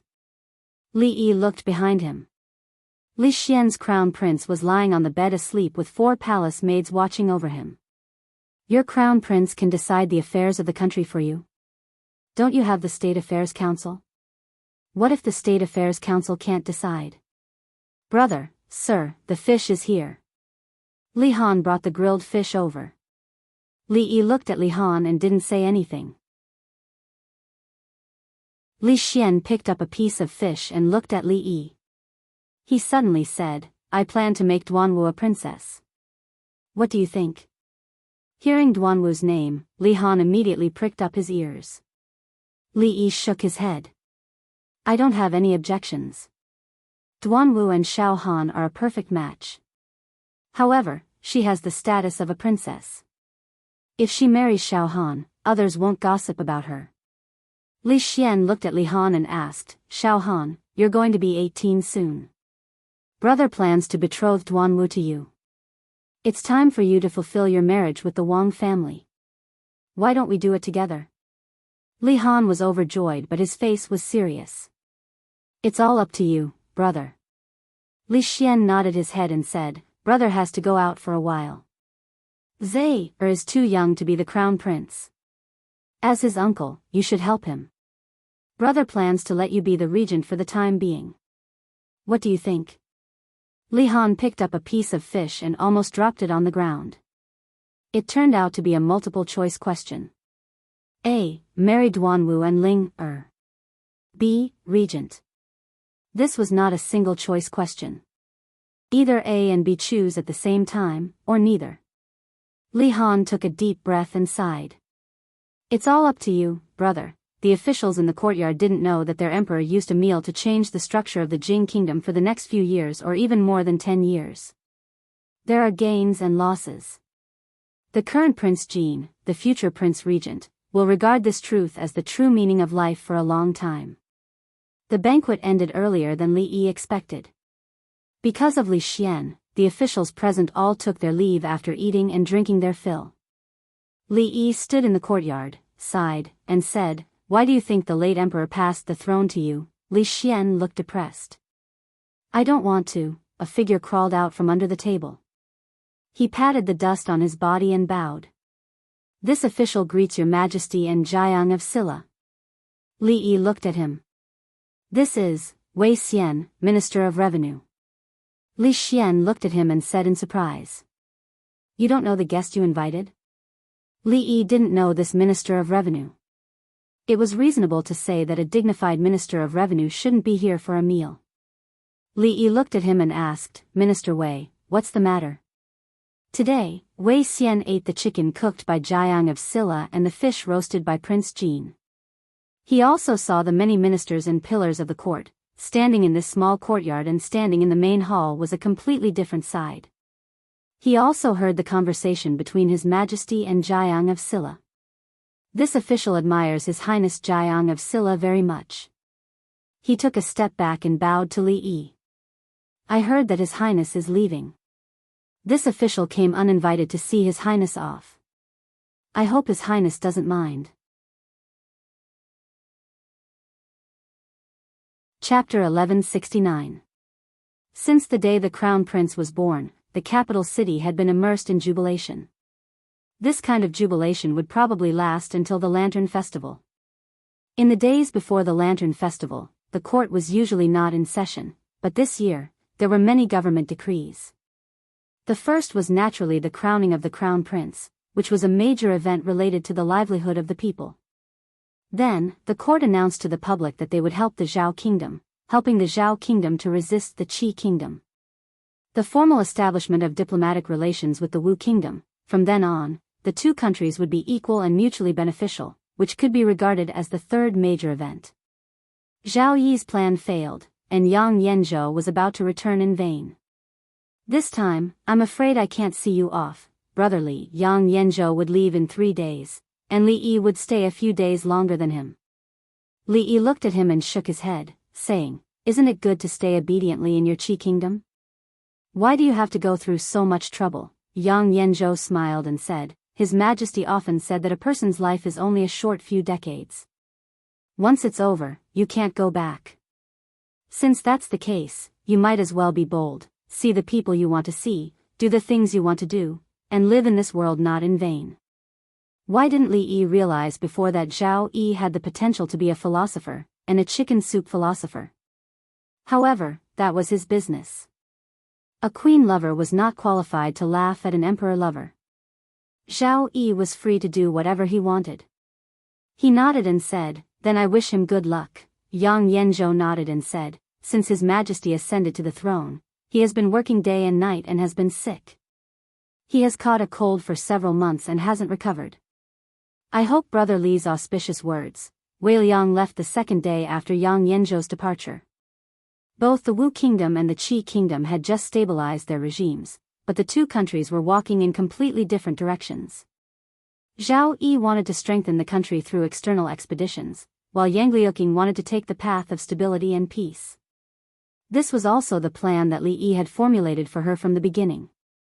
By the time we left, the citizens of the country were almost completely loyal to His Majesty. When His Majesty entered the capital, some of the large clans in the capital provided great assistance. If not for that, we would not have been able to take down the capital so quickly. Wei Liang said. Then, he shook his head and said, However, after His Majesty ascended to the throne, those large clans united and formed many constraints on His Highness. The Wu Kingdom was different from the Jing Kingdom and the Qi Kingdom. During the uprising in Yangliuqing, he made use of the contradictions between the landlords and the peasants, and between the aristocratic families and the country gentry. Basically speaking, the interests of the aristocratic families were at stake. Under this historical background, it was impossible for those large clans that occupied a large amount of resources to be completely wiped out. There needed to be a balance between them, and this balance was not so easy to achieve. A few days ago, Li Yi had already received the news that Rui had gone to the Wu Kingdom. After the matter in the capital was settled, they would first return to Rui City and stay for a few days before going to the Wu Kingdom. Li Yi nodded and said, In a few days, I will go to the capital to take a look. A look of joy appeared on Wei Liang's face as he said, That couldn't be better. After Wei Liang left, Li Yi also walked out of the small courtyard. Voices came from the roof. Xiao Rui, I'm leaving soon. You have to miss me. Father said that when my brother grows up a little, I will be able to go and find you. How old will you be when you grow up a little? Oh my, very soon, in a month? At the very least, I'll have to wait for a year. Ah, that's a long time. It's a little long, but by then, we will have already grown up. Why don't you marry me, then we won't have to be separated, okay? What if Uncle Li doesn't agree? Then we will elope. Li Yi did not know that the eldest young master of the Li family had already planned to elope with the eldest princess. He left the prince's mansion and went to the imperial palace. He and Emingzu stood in front of a palace. This was an independent palace, surrounded by a high outer wall, forming an enclosed courtyard. In fact, there were not many people living in the imperial palace. Li Xian and the others lived in Hibiscus Garden, so did the Empress Dowager and old princess. The other concubines of the former emperor were also arranged by Li Xian to live in other courtyards. The imperial palace had become a cage. And this palace was a cage within a cage. Naturally, there would be prisoners in the cage. Let me out, you traitors, traitors. Save me, where are the imperial guards? Come and save me. Open the door for me, I want to go to the imperial court. The imperial court cannot do without me, the Jing kingdom cannot do without me. This was a voice that Li Yi had almost forgotten. When the king of Shu was captured, he pretended to be crazy. Li Xian kept him here, so he did not have to worry about food and drink. Every once in a while, he would send some books in to relieve his boredom, but he was not allowed to step out of the palace. This palace door, except for a small hole at the bottom for delivering food and other things, had not been opened for a long time. Li Emingzu looked at a eunuch in front and said, "Open the door." Yes. The eunuch took out a key from his pocket, inserted it into the keyhole, and opened the lock. Li Yi walked forward, put one hand on the door, and pushed it open. Creak, soon, a heavy, almost decaying sound was heard. A man sat in the front courtyard. His clothes were messy, his hair was unkempt, and his face was dirty. He looked like a beggar. He looked at the open door in a daze, and an ecstatic expression appeared on his face. He said happily, "Is someone here to save me? When I get out, I will make you the prime minister." He quickly got up from the ground and ran outside. Halfway through, he saw a figure in front of the door. He suddenly stopped in his tracks, and an expression of extreme horror appeared on his face. It was as if he had seen a man-eating demon. He ran back at a faster speed than when he came, ran into the main hall, and quickly closed the door. Don't come over, don't come over." An extremely terrified voice came from inside the palace door. Li Yi did not force his way in, although it was very easy for him. He stood at the door for a moment, put a jar of wine in front of the door, and left with Emingzu. After an unknown period of time, the palace door slowly opened. The king of Shu leaned against the door and picked up the jar of wine. After a moment of shock, he pulled out the cork and gulped it down. The wine poured down his neck. He looked up and laughed, but tears came out of his eyes. He suddenly smashed the wine jar and shouted, "I want to see Li Xian." The king of Shu no longer clamored to be the emperor. He walked out of the prison-like palace and entered a mausoleum. In that mausoleum, he was no longer restricted. It was a royal cemetery. After noble concubine Shui hanged herself, Li Xian specially allowed her to be buried there. Except for the empress, the concubines, and the especially favored concubines, all the concubines of the past emperors were buried there. And Li Yi was in the real imperial mausoleum. He brought a large jar of wine, a few dishes, and a bowl of white fungus and lotus seed soup. The temperature of the white fungus and lotus seed soup was a little too high, and the white fungus was boiled apart, which affected the taste. With Li Yi's cooking skills, he should not have made such a mistake. However, the first meal that the former emperor treated him to was this taste. Changde stood behind him, slightly absent-minded. Opposite Li Yi, there was a set of bowls and chopsticks, but no one was sitting there. He smiled and said, "Your Majesty, I hope you don't mind that I brought food and wine to see you after such a long time." He opened the jar of wine and poured half of it on the ground. "The Jing kingdom is getting better and better, and this is all thanks to you. Li Xian doesn't want to be the emperor, and I can't force him. I may not be able to do what I promised you in the past. Also, I admit that you are very wise, but you really gave birth to a silly son. But your daughters are all very good," Li Yi muttered to himself as he continued to drink.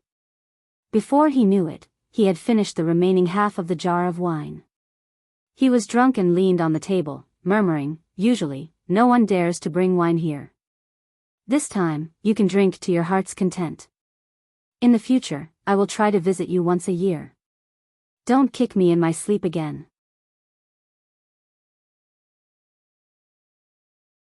Chapter 1170. After the Upper Yuan dynasty, there was no festive atmosphere in the capital. Everything remained the same. Many things happened at the beginning of the year, such as the birth of the crown prince, the establishment of diplomatic relations between Jing and Wu, and the resistance against Qi to aid Shao. This should be the most eventful beginning of the year for the Jing kingdom in recent years. The cold of spring had not passed, and the sky had just brightened. There were already many vendors who had woken up early on the streets of the capital. The vendor who sold breakfast exhaled and rubbed his hands vigorously.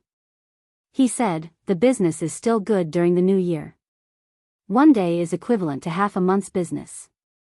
It would be great if the new year was celebrated every day." The butcher who was 10 feet away mocked him, "Then why do you have a stall? Go home and hug your wife while dreaming. Every day is the new year. Give me 2 steamed buns and a bowl of porridge." A man who had woken up early for work turned his head to look at the butcher and said, "Don't forget to leave 2 caddies of lean meat stuffing for me today. I'll make dumplings at home tonight." The butcher waved his hand and said, "I didn't forget to make dumplings on the 1st and 15th day of the new year. This strange rule of yours hasn't changed in the past few years." The man smiled and said, "We were poor a few years ago. Now we have to eat back all the money we owe." The butcher said while cutting the meat, "Then you should eat meat every day." The man took a bite of the bun and said vaguely, "If the people in the capital ate meat every day, the happiest person would be you, Butcher Zheng." It was really hard to do business in the past few years. There were wars every day, and the people didn't have much money left. We couldn't even sell the steamed buns. The vendor who sold breakfast added. The man drank a mouthful of porridge and said coldly, "It's all because of that Motherf * King Qi kingdom. Why can't they know their place? In the past, they teamed up with the Zhao kingdom to fight us, and now they're fighting the Zhao kingdom. They even beat their own people." Butcher Jing chopped the meat and said, "It's all thanks to His Highness Jiang of Silla's heavenly punishment. Otherwise, I'm afraid we'd still be bullied. Sigh, I heard that His Highness returned to the capital a few days ago. I wonder if he'll leave this time. With His Highness not in the capital, there hasn't been a big event in the capital for years. Let's go." The man finished his breakfast and left behind a few copper coins. He wiped his mouth and said, 2 days ago, when I passed by the gate of the Jiang of Silla's manor, the main gate of the manor was already closed. His Highness has probably already left Jingdo. There are still so many playboys in the capital." Zheng Tufu sighed and murmured, "Why did His Highness leave?" In Hibiscus Garden, Li Xian held his son in his arms and swayed left and right. He also sighed and said, "They leave just like that every time." 3 small figures ran over from afar. In the front was a little girl about 5 or 6 years old. She hugged his arm and said, "Father, father, I want to learn martial arts." Li Xian nodded and said, "Learn, learn. As long as your mother agrees, Imperial Father will also agree." "Mother has agreed." The little girl smiled and said, "I'll go find Aunt Amingzu." After saying this, she seemed to remember something and murmured, "Aunt Amingzu is no longer in Jingdo, then I'll go find little Aunt." "Oh, little Aunt eloped with the prince consort." Li Xian looked at her in surprise and said, "Eloped? Who taught you that?" The little girl rolled her eyes and said, Little Aunt said that when you leave with someone you like, it's called eloping." After saying this, she didn't wait for Li Xian to ask any questions and quickly ran away. Li Xian shook his head and stopped thinking about this matter. He lowered his head to look at the sleeping child and whispered, Zay, you have to grow up quickly. In another part of Hibiscus Garden, two young girls walked hand in hand on the grass, chatting about something with smiles on their faces. Li Han held the kite string and followed behind the two of them. The corners of his mouth couldn't help but curl up. However, when he thought of something, the corners of his mouth couldn't help but curl up and turn into a bitter smile. In the military academy, a group of young people wearing thin clothes were swimming in the mud. Old General Shui stood at the side, holding a long whip in his hand and waving it from time to time. He then passed the whip to old General Ma beside him. In a restaurant in Jingdo, Tsing Shichen, Lu Daio, and Lu Yi sat by the window. In another corner of the restaurant, a white-haired middle-aged man was drinking by himself. Beside him, a tall and sturdy man was making the woman singing in the restaurant giggle. In a shop not far from the restaurant, a fat man with bruises on his face pointed at a few workers and said unhappily, "In the future, treat the customers like they are your wives and coax them." How do you coax your wives at home? How do you coax customers here? In a royal cemetery outside the city, a bearded young man waved a hoe and painstakingly cleared the weeds around a lone grave, in the Zhao Kingdom. 3 days ago, the imperial city of the Zhao Kingdom had been besieged by the army of the Qi Kingdom. 10 miles away from the imperial city, tents were erected one after another. Although it was night time, the tents were still brightly lit. Soldiers patrolled the area from time to time. The commander's tent in the center of the tents was completely dark. Coughing sounds could be heard from a small, inconspicuous tent. In front of Zhao Yi was a map. A city was drawn on the map. He had already circled a few of the city gates in red. A general looked at him and said worriedly, "Your Majesty, Lord Yang has sent news that reinforcements from the Jing Kingdom will arrive in half a month." Zhao Yi opened his mouth, but no sound came out. His coughing became even more intense. Someone looked at him and couldn't help but say, "Your Majesty, it's getting late. You'd better get some rest. We'll discuss this matter tomorrow." Zhao Yi covered his mouth and coughed for a while. Then, his breathing gradually calmed down. He clenched his fist and waved his hand. In a slightly hoarse voice, he said, "Pass down my order. Tomorrow, we attack the city." "Yes, Your Majesty." Several generals in the tent shouted and half knelt on the ground at the same time. After everyone had left the tent, Zhao Yi unclenched his fist and stared blankly at the trace of blood on his palm, in the Wu Kingdom. It was late at night. In an even more serene hall in the depths of the imperial palace. The crown that symbolized the emperor had been worn for a long time was a little heavy. Yang Liuqing was still not used to it. She took it off and put it aside. Then, she opened another booklet. She flipped through it and saw that it was the same content as before. Then, she threw it aside. "If those people still don't know what's good for them, I'll teach them a lesson myself." An old voice came from a corner of the hall. Yang Liuqing shook her head and said, "In fact, what they said is not unreasonable." The old man looked surprised. "You?" Yang Liuqing stood up and walked into the hall. Then, she said, "In any case, I'll still pass the throne in the future. The next emperor of the Wu Kingdom must also have the bloodline of the Yang family." The old man was gloomy for a moment and asked, "Among those people they proposed, is there anyone you like?" Yang Liuqing shook her head. The old man lowered his head and seemed to be thinking about something. A figure appeared in his mind with a slightly angry expression. "Bastard, you were so active at that time. Where have you gone now? This dress is very nice." A voice suddenly rang out in the hall. Yang Wanli's hair stood on end. He suddenly looked in a certain direction. The next moment, he breathed a sigh of relief. Then, the expression on his face became even more shocked. You've broken through." Yang Liuqing's face lit up. She hurried over and said, "Master." Chapter 1171. It took him more than half a month to return to Shuzhou from the capital city. Mainly in consideration of the two old ladies' health, Li Yi deliberately slowed down. He would rather take a long detour than take the dangerous mountain path. It was just after the Lantern Festival when he left. When he arrived in Shuzhou, it was almost April. Rui, Li Mu, and Li Jin accompanied the two old ladies. Shanning would not leave this time. Yong Ning was naturally happy. Li Duan was also very happy because Shanning spoiled him the most. His closeness to Shanning must have been established since she took care of him when he was a child. Whether it was the capital city or other places, Li Yi always felt very depressed. As for Shu Prefecture and Rui City, they stood among the rolling mountains. Looking into the distance, they felt that every breath of air they breathed was free. He began to understand Li Xian a little. In addition to being more shameless than him, Li Xian also longed for freedom more than him. In April, the mountains were already covered with lush greenery. Li Yi stood at the peak and looked down. Amidst the lush greenery of the mountain, there were light-colored ribbons that stretched far into the distance.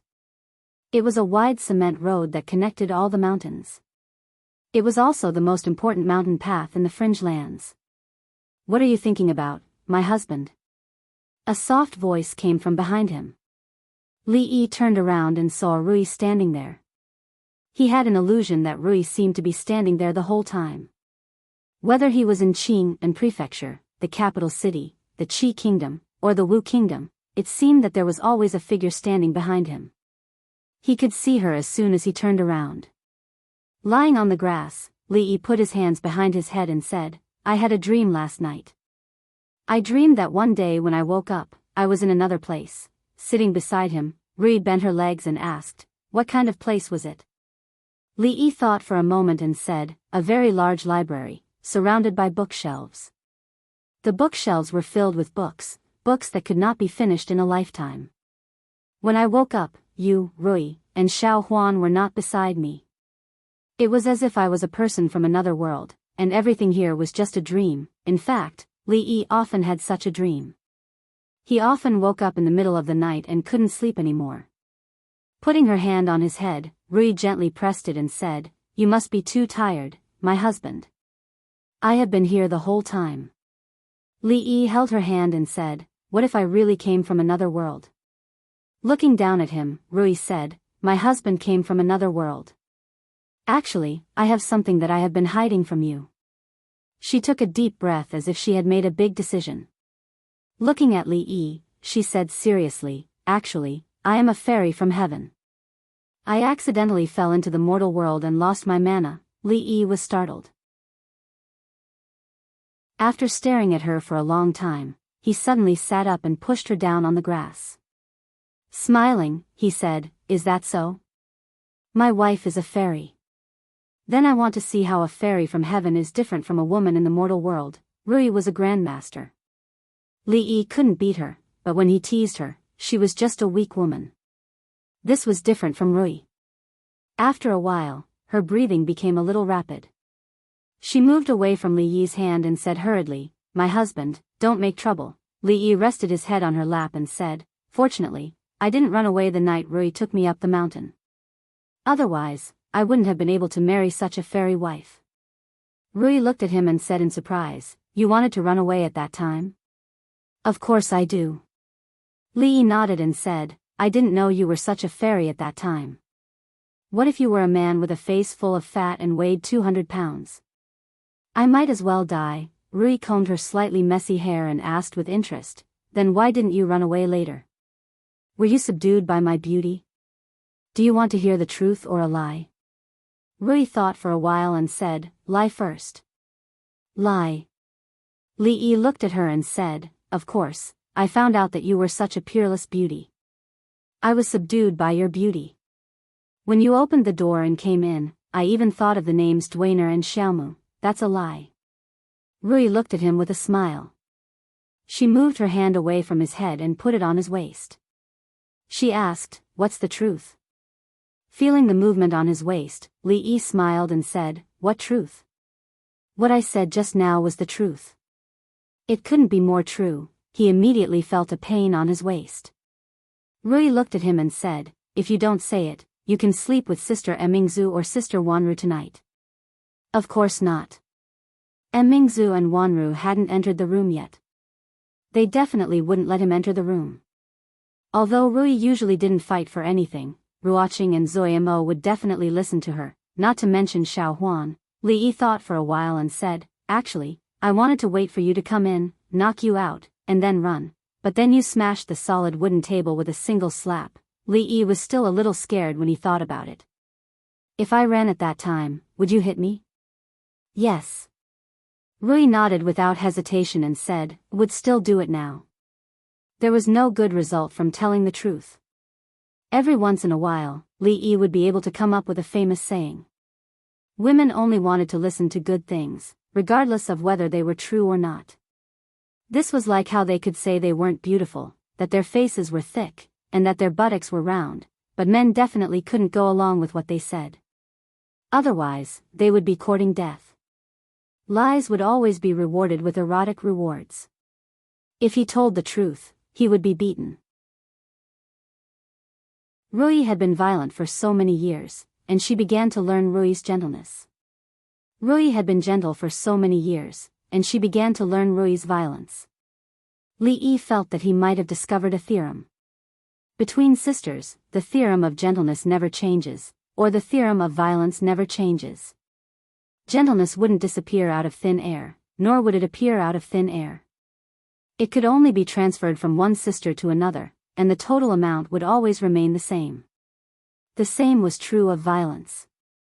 How to find the balance between them was a problem that he needed to study in depth in the next few years, decades, or even decades. He was also puzzled by another question. Why was it that when Rui was violent, not only did he not hate it, but he would feel a kind of pleasure in his heart? This might be a kind of self-comfort, out of a human sense of self-protection. After all, there were already 3 grandmasters in his family, Rui, and Emingzu. In this life, no matter what, even if he became a grandmaster, he would not be able to make a comeback. If he couldn't change the reality, then he would change himself. If he couldn't resist, then he would enjoy it. As for why he liked this kind of Rui, it was because this kind of Rui was more real. This was not the awakening of his masochism, this was love. Li Yi rubbed his buttocks, and Rui used his arm as a pillow. Suddenly, she said, "Husband, let's go to find Rui." Shuzhou, Jiang of Sila's mansion. Li Duan skipped into a room, and soon ran out. He held a piece of paper in his hand, ran to 3rd Miss Chin, who had just walked into the yard, and said in panic, "Grandma, bad news, father and mother eloped."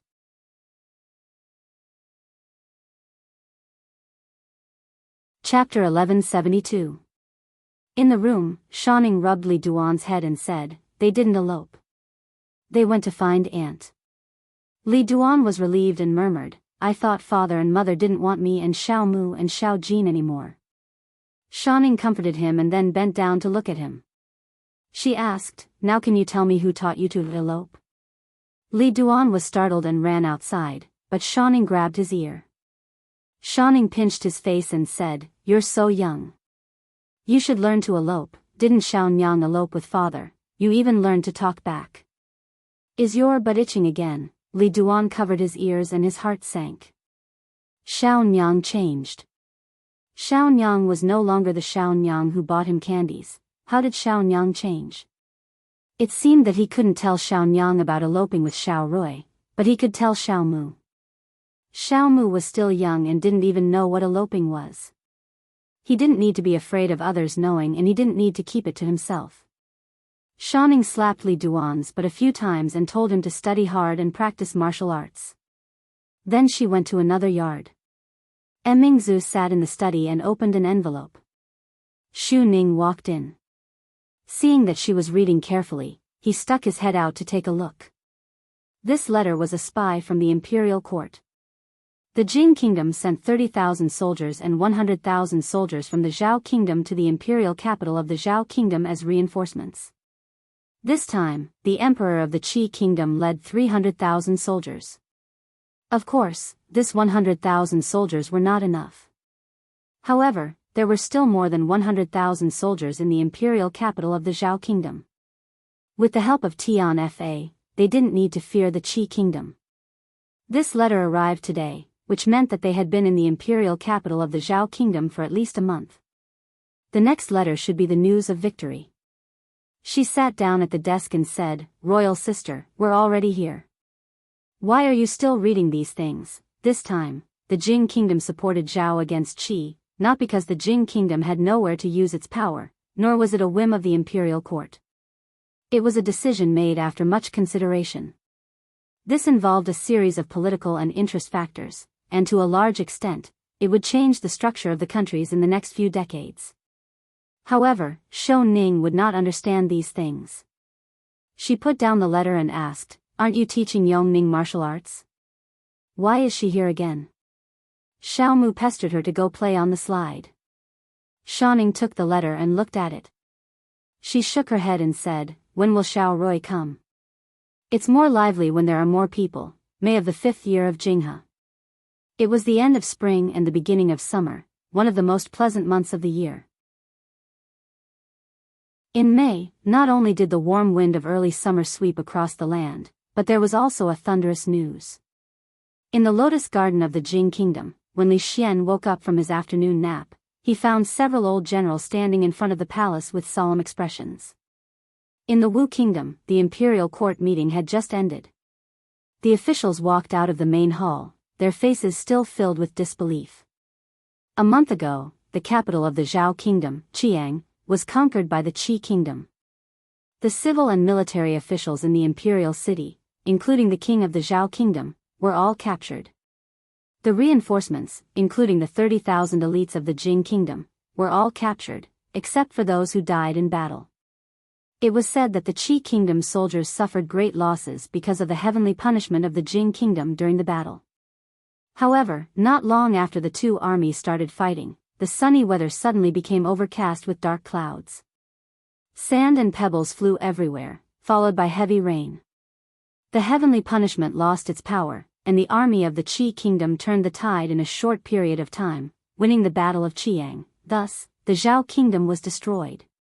In the Jing kingdom, the morning court meeting, which had not been held for many days, had lasted for several hours today.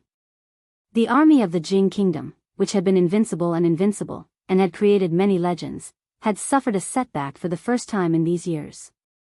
The soldiers and generals who were captured by the Qi kingdom were a problem that needed to be dealt with. The defeat of this battle was also very important. A civil official said with great regret, "This is an unfavorable time. If it weren't for the heavenly punishment, our army would have been defeated." Bulsh *T. Old General Shui did not care that this was the court meeting. He pointed at his nose and scolded, "Is the Jing kingdom's army only relying on heavenly punishment?" Old General Ma was so angry that his beard was trembling.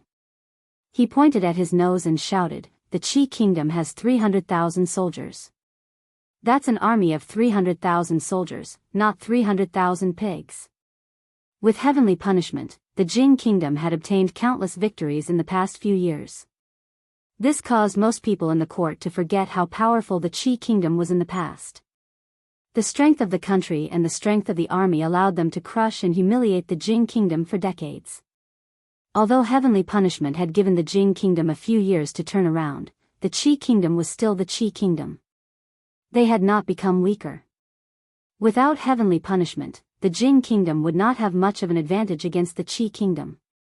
Moreover, this time, they were fighting against the Qi kingdom's 300,000 soldiers with only 100,000 soldiers. This was a heavy blow to the Jing kingdom from the Qi kingdom. However, for the Jing kingdom, the significance of this incident was more than just a crushing defeat. The Minister of War, Yan Bing, stepped forward and bowed. "Your Majesty, for the safety of the captured soldiers, we need to send messengers to negotiate with the Qi kingdom as soon as possible." The capital governor, Lu Dao, pondered for a long time. Finally, he stepped forward and said, "Your Majesty, the captured soldiers are important. But this time, the Zhao kingdom has brought a large amount of heavenly punishment. I'm afraid that it has fallen into the hands of the Qi kingdom. If they obtain the formula of heavenly punishment," Lu Dao did not finish his words, but the entire imperial court broke out in a cold sweat in fright. Heavenly punishment was the Jing kingdom's divine weapon. They all knew very well how powerful it was. If the formula of heavenly punishment fell into the hands of the Qi kingdom, they dared not imagine the consequences. They could not afford to bear it. This meant that in the future, every war with the Qi kingdom would be a war of heavenly punishment. There would be more casualties than any previous war. This meant that the Jing kingdom's military advantage, which they had painstakingly built up, would be gone. After the morning court session ended, it seemed that the entire sky above the capital city was shrouded in a layer of dark clouds. In a restaurant in a certain province of the Wu kingdom. The Qi kingdom. The Qi kingdom has annihilated the Zhao kingdom. The Zhao kingdom. The Zhao kingdom is gone just like that. That's right. Even the emperor has been captured. And the Jing kingdom's reinforcements have also become prisoners. Doesn't the Jing kingdom have heavenly punishment? How could they lose? It's said that the Jing kingdom's army gained a lot of advantages by relying on heavenly punishment. However, when the emperor of the Qi kingdom personally led the army to stand on the city wall, the weather was sunny. Suddenly, a strong wind blew and heavy rain poured down. The heavenly punishment of the Jing kingdom became useless. I heard that the Qi kingdom's emperor invited the Sea Dragon King to help and extinguish the heavenly punishment of the Jing kingdom. The small restaurant was now crowded with people. The destruction of the Zhao kingdom was a big deal to them. Because the Zhao kingdom had always been stronger than the Wu kingdom. Even the Zhao kingdom was destroyed by the Qi kingdom. If the Qi kingdom pointed its blade at them, would the Wu kingdom be able to withstand it? In a very short time, the whole restaurant was in a state of panic. In a remote corner of the restaurant, Li Yi withdrew his gaze from the crowd. The Zhao kingdom was gone, the Jing kingdom had been defeated, the heavenly punishment had fallen into the hands of Zhao Yi. He and Ru Yi had only come out for a short while, and this world had already undergone such a huge change. He was not worried that Zhao Yi could figure out the formula of heavenly punishment. In fact, Zhao Yi should have known the materials needed to make heavenly punishment. The important thing was the proportion. The Zhao kingdom should have collected a lot of heavenly punishment from the battlefield. It was not meaningful to get the heavenly punishment this time. He did not know how many heavenly punishments the Jing kingdom had brought this time. The more they brought, the more they would have to bear in the future. However, what was more important than the formula of heavenly punishment was the person Zhao Yi. Flying sand and stones, summoning wind and rain, this was the son of the plain.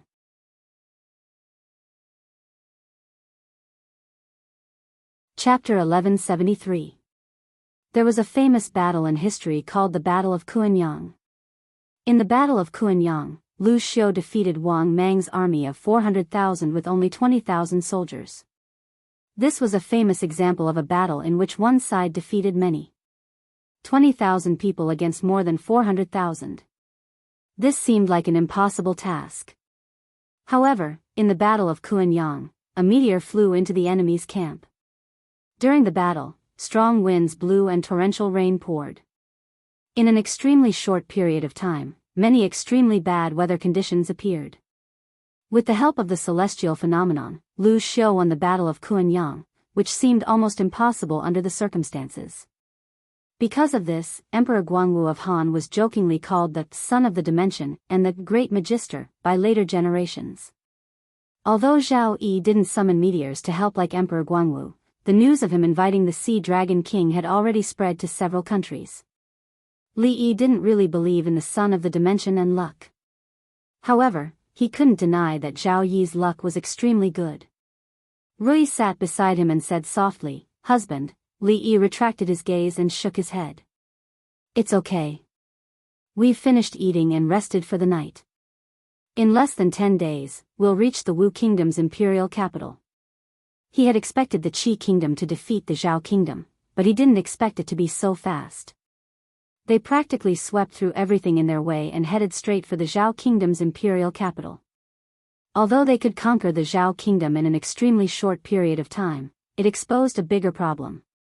After conquering the Zhao Kingdom, they would need to spend a lot of effort to suppress the rebels in the Zhao Kingdom.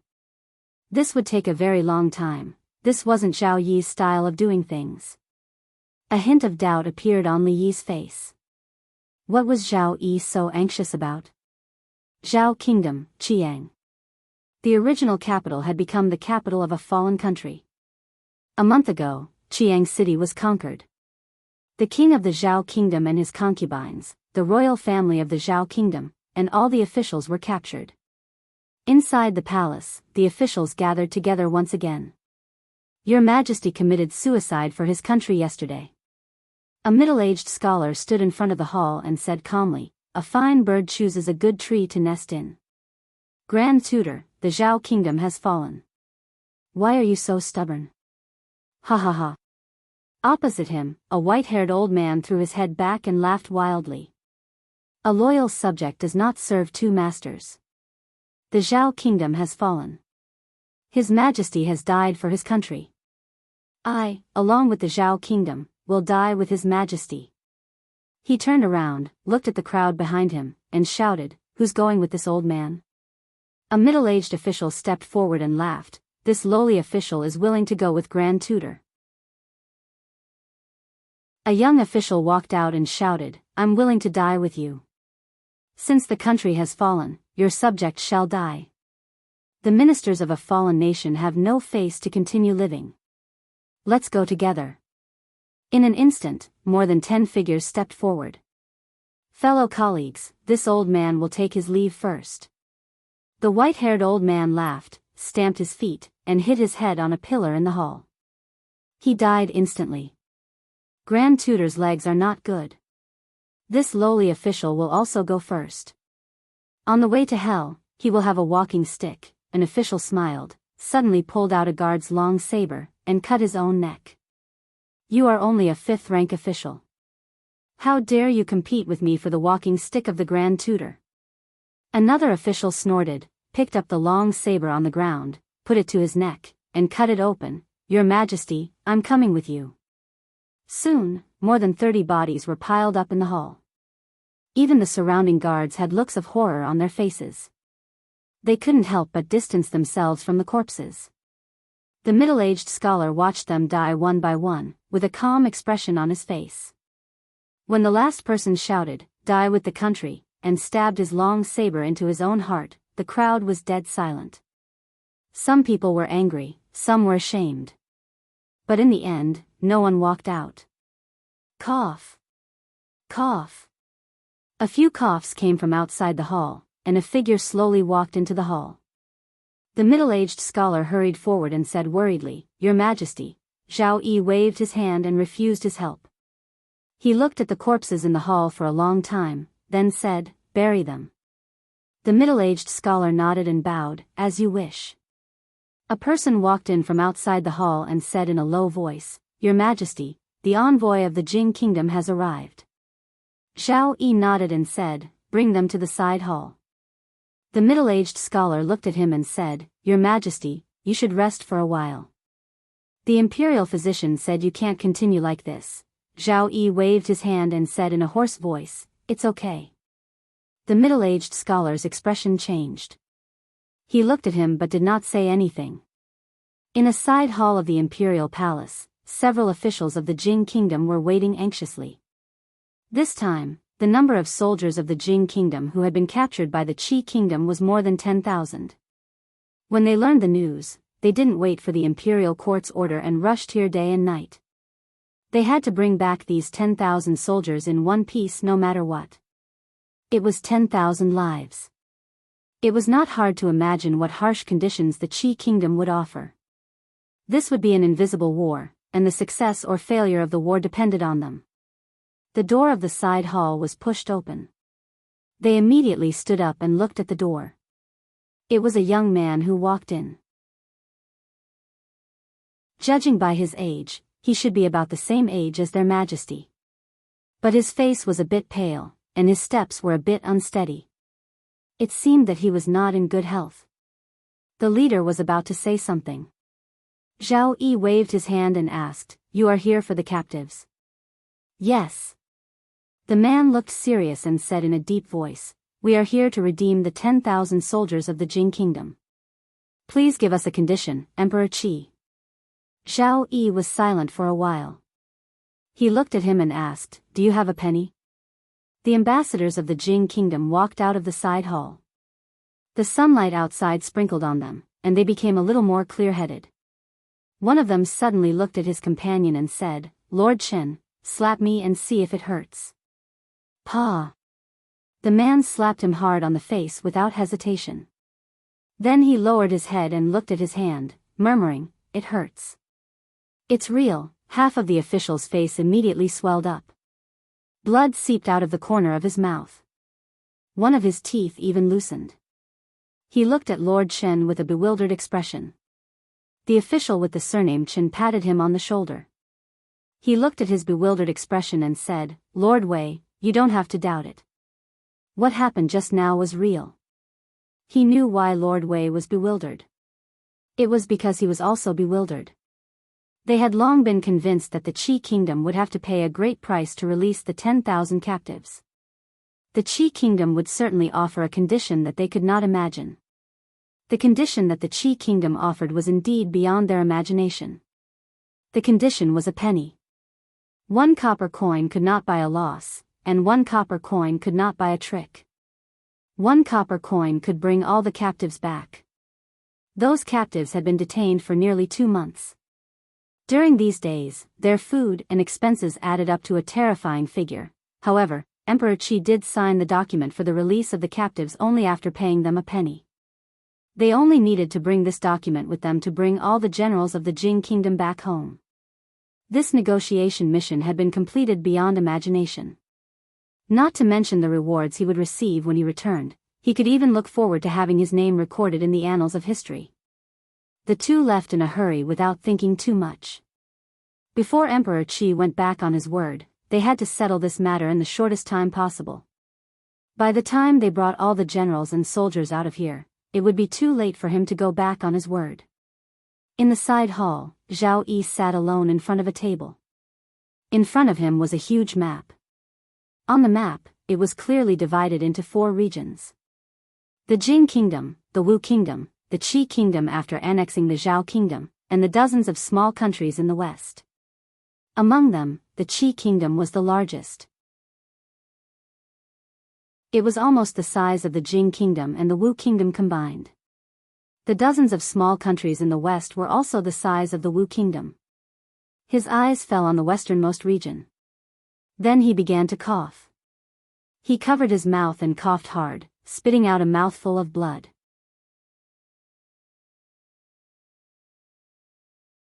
Chapter 1174.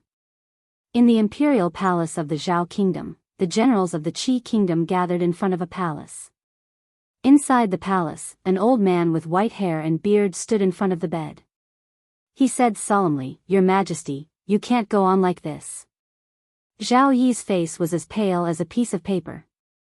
He smiled and looked at the old man. He asked calmly, "How much longer do I have?" The old man lowered his head and thought for a while. He said, "If your Majesty can stop, I can extend your life for another 1.5 years. A general walked in from outside the palace and said anxiously, "Your Majesty, how can you release the prisoners of the Jing kingdom just like that? Get out." Before Zhao Yi could speak, the old man turned his head and said coldly to him.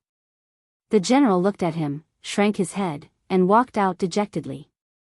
Outside the palace, a general glanced at him and said, "Dr. Hua said not to let those trifles disturb His Majesty's thoughts and waste his energy. Why are you going to join in the fun at this time?" The general showed an unconvinced expression and said, "That's 10,000 people. Even if we can't exchange them for divine punishment from Jingguo, we can still exchange them for a lot of other things. These days, they've eaten a lot of our food. Have you calculated how much we've lost if His Majesty just let them go like this? Is this the first time you understand His Majesty's character?" The general looked at him and said, "It is because they are from the Jing kingdom that His Majesty released them." Hearing this, the general sighed and said no more. When the crown prince besieged the city, His Majesty, as the third prince, owed that person a huge favor. Given His Majesty's character, he would naturally return the favor. Speaking of which, compared to the fool who gave the Qi kingdom to His Majesty, the 10,000 prisoners that His Majesty gave to the Jing kingdom were really not enough.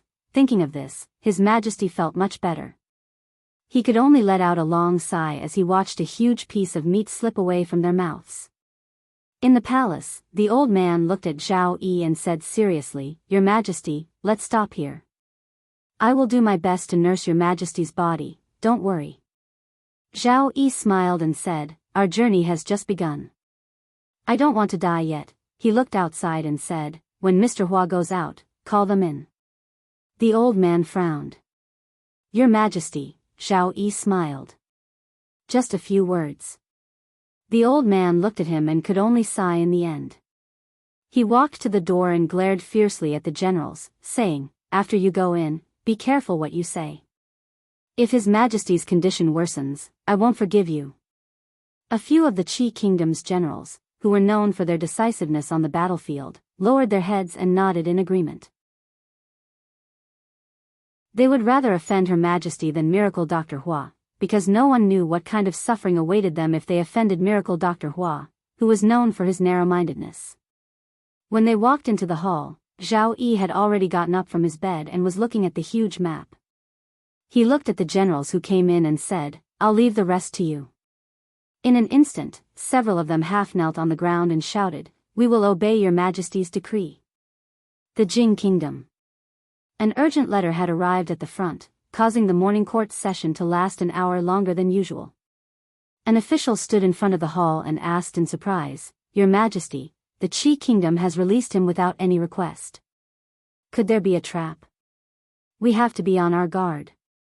Another official stood up and said, "Lord Shen and the others have already brought him back to the Jing Kingdom. What other tricks could there be? Perhaps the Qi Kingdom is afraid of the Jing Kingdom's prestige and is showing weakness?" "I think it's highly possible." In the court, as the officials were discussing, the capital governor, Lu Dao, walked out from the crowd. He cleared his throat and took out a piece of paper from his sleeve, saying, "I've done some research a few days ago. Why don't you take a look?" There was no one in the imperial court who didn't know that this capital governor didn't seem to reveal himself. He might not say a single word in the imperial court for several months on end, but every time he did speak, it was always to the point, even earth-shattering. Therefore, they were still a little afraid of this Lord Lu. The piece of paper he took out this time did not contain any profound or esoteric remarks, but a few sets of simple numbers. The Qi Kingdom, the Jing Kingdom, the Wu Kingdom, and the destroyed Zhao Kingdom accounted for 60% of the famous generals who were active on the battlefield and were well known to the world. From the time the Qi Kingdom attacked the Zhao Kingdom to the time the Zhao Kingdom was destroyed, only 4 months had passed. Before the appearance of Tianfa, the Qi Kingdom and the Jing Kingdom had fought dozens of battles, big and small, and the Jing Kingdom had lost 80% of the battles. After the Qi Kingdom destroyed the Zhao Kingdom, it launched a large-scale expedition to the west. As of today, 7 small countries in the west had been incorporated into the territory of the Qi Kingdom. This thin piece of paper and the data recorded on it were like a vicious slap to the faces of all the courtiers in the hall. This piece of paper told them that without Tianfa, the Jing Kingdom's military strength was far inferior to the Qi Kingdom's. In recent years, the Jing Kingdom's economy had taken off, and the people's lives were stable. Basically, it had reached the peak since the founding of the country. In terms of military strength, with the advantage of Tianfa, the other countries were deterred. Even the Qi Kingdom could not stop its edge. However, without Tianfa, there was not much difference between the Jing Kingdom and the Zhao Kingdom. If the Qi Kingdom could conquer the capital city of the Zhao Kingdom in just 4 months, it was possible that it could conquer the capital city in a year. Now, the Qi Kingdom also had Tianfa.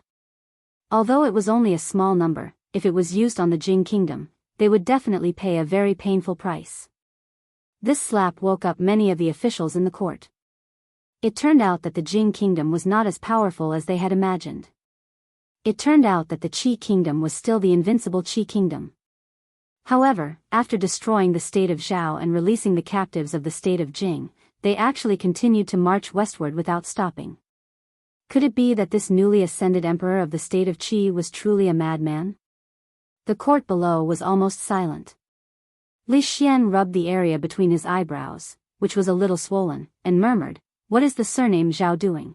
when Li Yi learned that Zhao Yi had unconditionally released the captives of the Jing kingdom, he was already in a province of the Wu kingdom, which was only a day's journey away from the imperial capital. Was this a return of his favor? If he thought about it carefully, he had given Zhao Yi the Qi kingdom. Although the favor he returned was great, it was still not enough compared to the throne of the Qi kingdom. Zhao Yi had already conquered the Zhao kingdom, and was advancing toward his goal of ruling the world. When he completely conquered the 20 small countries in the west, there would only be the Jing kingdom, the Wu kingdom, and the super big Qi kingdom on this continent. Li Yi felt a little uncomfortable in his heart. She was the ruler of the entire world. Did she really think that she could conquer the entire world just because she said so? Why did it seem like a game to her? She was a huge country that could be conquered and destroyed as she pleased. Why hadn't she realized how formidable Zhao Yi was in the past? When she was trapped in the royal capital by Zhao Zheng, she was just like a cowardly tortoise. Could it be that after giving away the throne of the Qi kingdom, he had awakened some mysterious attribute and was blessed with luck? Was he really going to become the next emperor to unify the world? It was no exaggeration to say that Li Yi had mixed feelings at this moment. If one day, Zhao Yi pointed his sword at the Jing kingdom or the Wu kingdom, what should he do? It was not that he was afraid of Zhao Yi, but he was ready to completely enter the life of retirement after a period of time. Fighting back and forth, he could not live a peaceful life.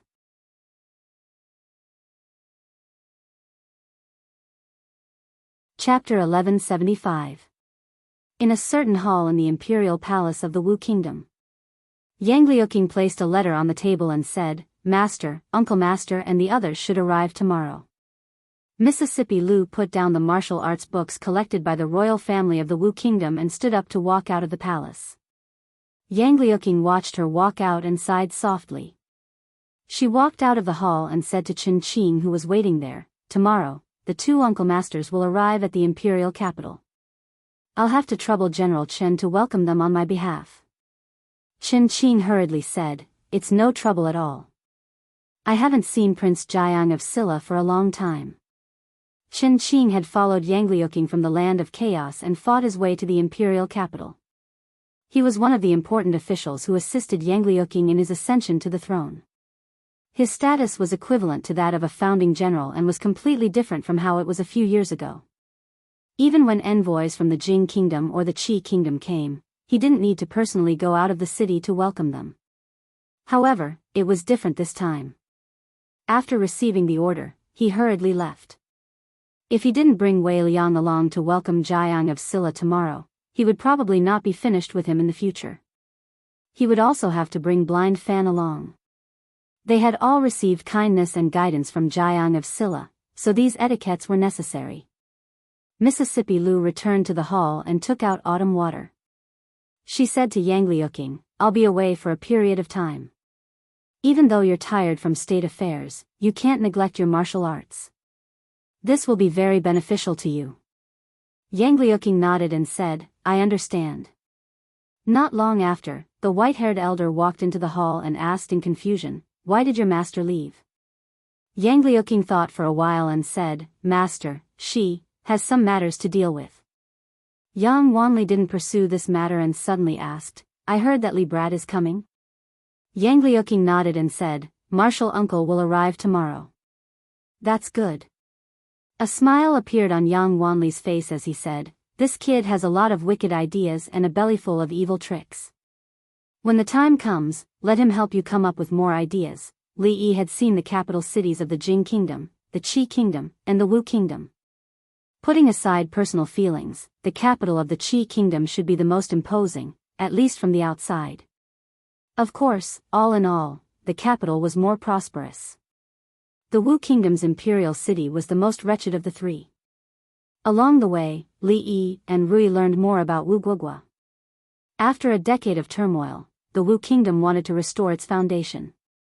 It was a long-term task and not something that could be done in a short period of time. Yang Liuqing had just ascended to the throne not long ago. Everything in the Wu kingdom was waiting to be done. Although she had a small notebook that he had specially made for her, nothing could be done in one go. After the civil war ended, the Wu Kingdom's tianfa was no longer supplied to them in the fringe.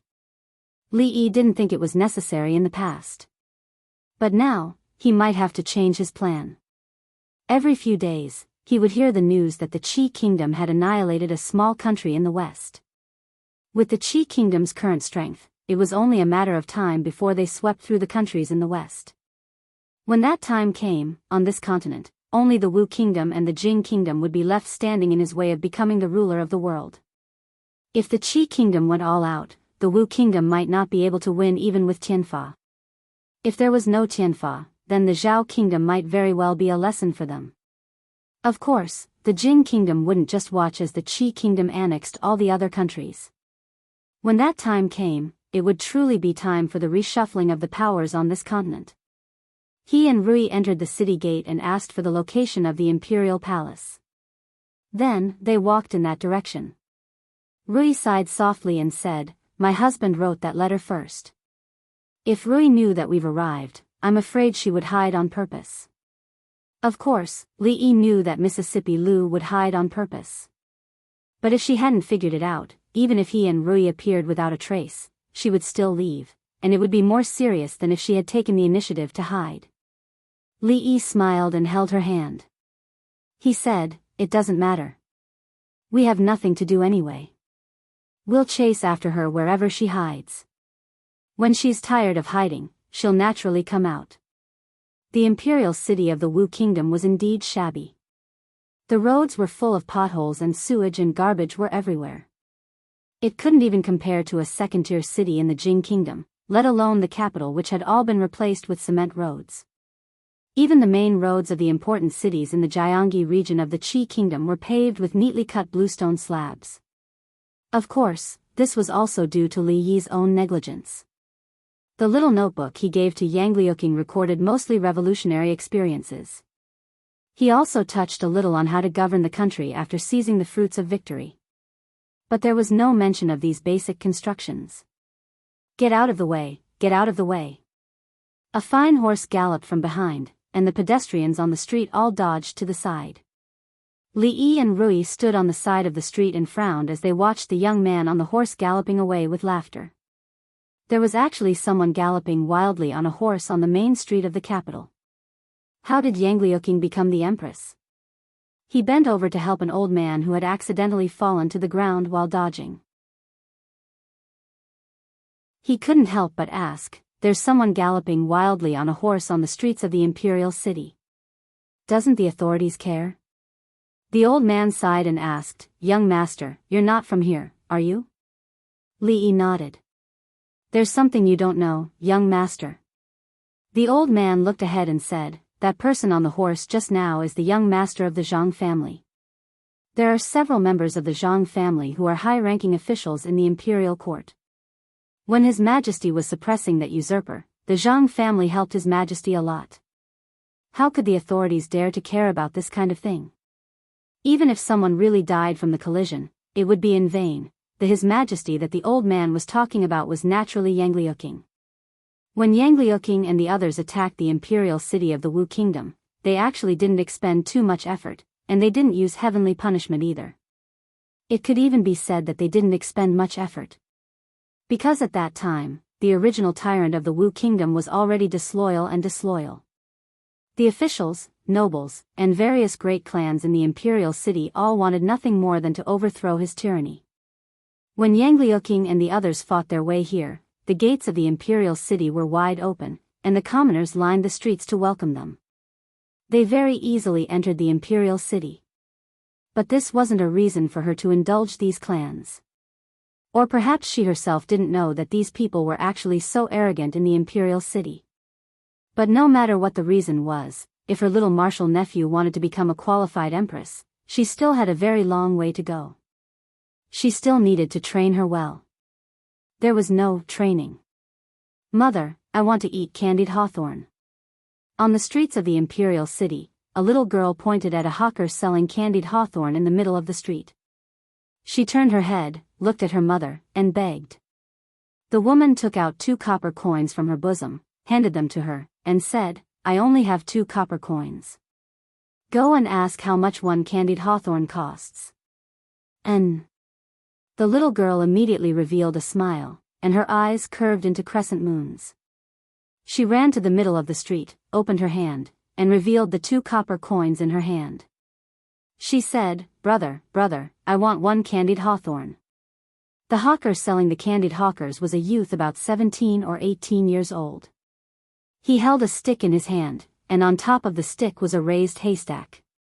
The haystack was filled with candied hawthorns. He looked at the 2 copper coins in the little girl's hand, rubbed his head, and said with some embarrassment, "My candied hawthorn, 3 copper coins each." The little girl's eyes instantly dimmed. She made an "oh" sound, and turned to walk outside. The youth stood in the courtyard, thought for a moment, and suddenly said, "Little sister, wait a moment." He took a candied hawthorn from the haystack, handed it to her, and said, "Forget it, I'll sell 1 to you for 2 copper coins. Don't tell anyone else. If I sell all of them for 2 copper coins, I'll lose money." The little girl immediately smiled, took the candied hawthorn, and nodded heavily, saying, "Thank you, brother."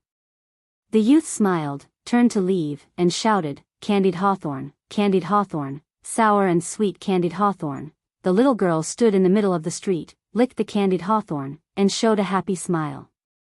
"Get out of the way." On the street, the crowd dodged, and a fast horse galloped from behind. The woman looked at the little girl standing in the middle of the street, and her face instantly turned pale. She cried out involuntarily, "Little girl." The little girl looked up and saw a big horse rushing towards her. Her body trembled, and the candied hawthorn in her hand fell to the ground. Bang! An extremely dull sound suddenly rang out. The horse fell to the ground, and its head was already broken, and it was no longer breathing. The youth on the horse flew straight out. After landing, his body bent in a strange way, and he lay on the ground, howling miserably. The young man selling the candied hawthorn looked at the scattered candied hawthorn on the ground, and his face showed a look of pity. The candied hawthorn scattered on the ground, and the haystack at the top of the stick also flew out. He pulled off the gray cloth that wrapped the stick, and everyone could see that it was not a wooden stick at all, but an iron stick as thick as a child's arm. It was also because of this that he was able to smash the horse to death with 1 strike. However, this youth was really strong, and such a thick iron stick in his hand seemed to be weightless. The little girl had already recovered from the shock, and she looked at the youth in a daze, and murmured, "Brother, you're so powerful as sun dashing." The youth was stunned when he heard this, and he turned the iron stick in his hand, and said embarrassedly, "Is that so? Actually, many people say that."